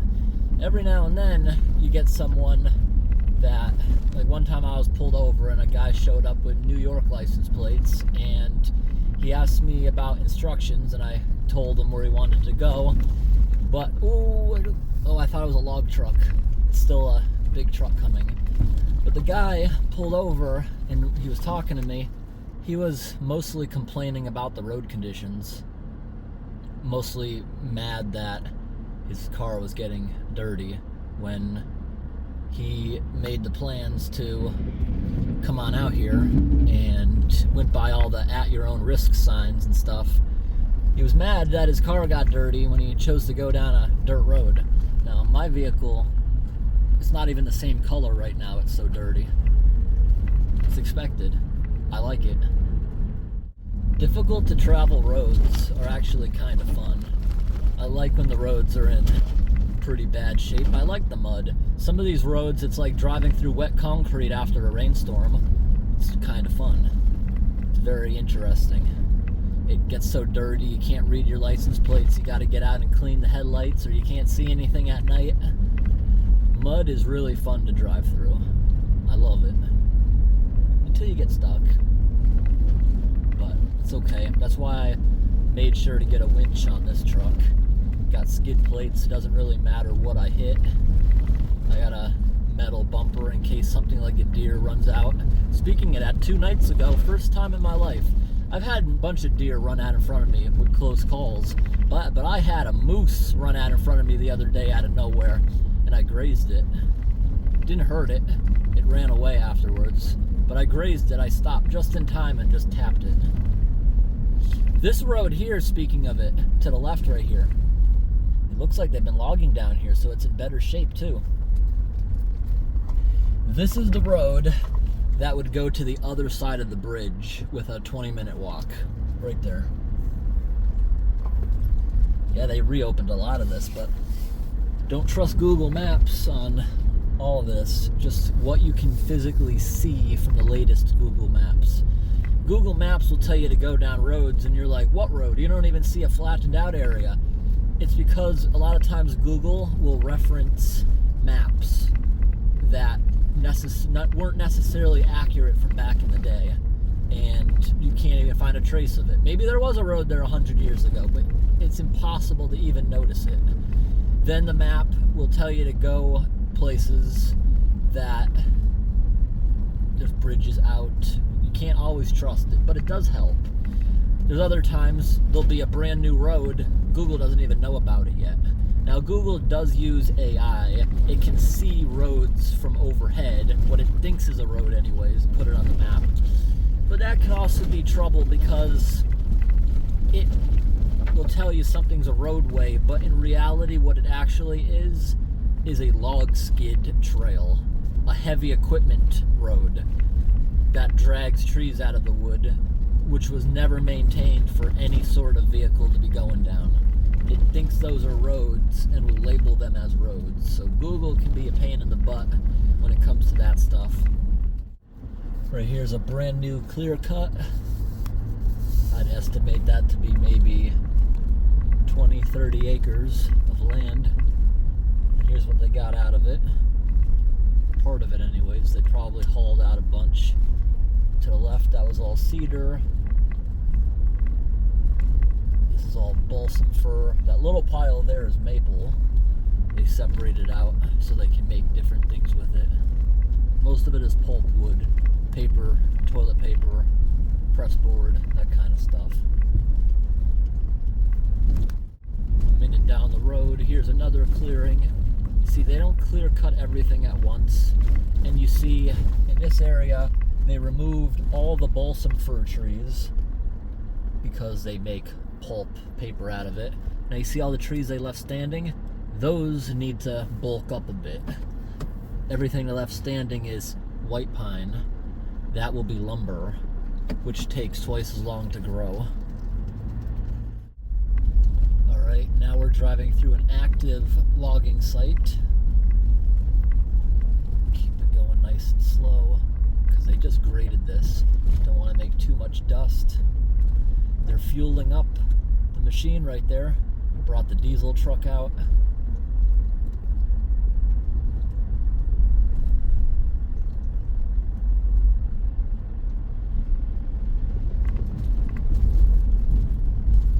Getting it fueled up for tomorrow. In this area, they're probably going to do another big clear cut. It takes about 40 years for it to grow back. The majority of these trees were actually planted. Now we're going through an area which is a lumber forest. This is all eastern white pine trees. These aren't that big, but they gotta be about 70 years old or so to be cut down and made into lumber. This whole area is a tree farm. There's no more old growth. The old growth has been gone nearly 100 years throughout almost everywhere around here. Every now and then you find an old growth that for whatever reason they left it, and it's massive. It would take like 4 or 5 people to hug it. Really big trees. So anyone who doesn't like what's going on out here, just know every tree here was planted by the logging company. It's a farm. They cut them down, they replant them again. It's just a whole cycle. But every now and then you get some real a-hole that comes out here that doesn't like this and starts messing with equipment. That's what one of the guys told me years back. There was someone driving around out here and they had a pair of bolt cutters on them when they found the guy stuck in the mud. So they knew it was the guy. They had him arrested. Guess what he was using the bolt cutters for? Cutting the hydraulic hoses and stuff on the excavators, thinking that that would prevent the trees from being cut down. But all they did was just leak a bunch of fluid all over the ground and delay things by a couple of hours. Like these guys out here sometimes blow hoses and stuff. They have extra stuff on hand. They're not delaying it by much. In fact, they're just wrecking the environment further by leaking oil everywhere and having to produce new parts. And there's not many people out there who can say that their homes aren't made out of some sort of wood or furniture or something.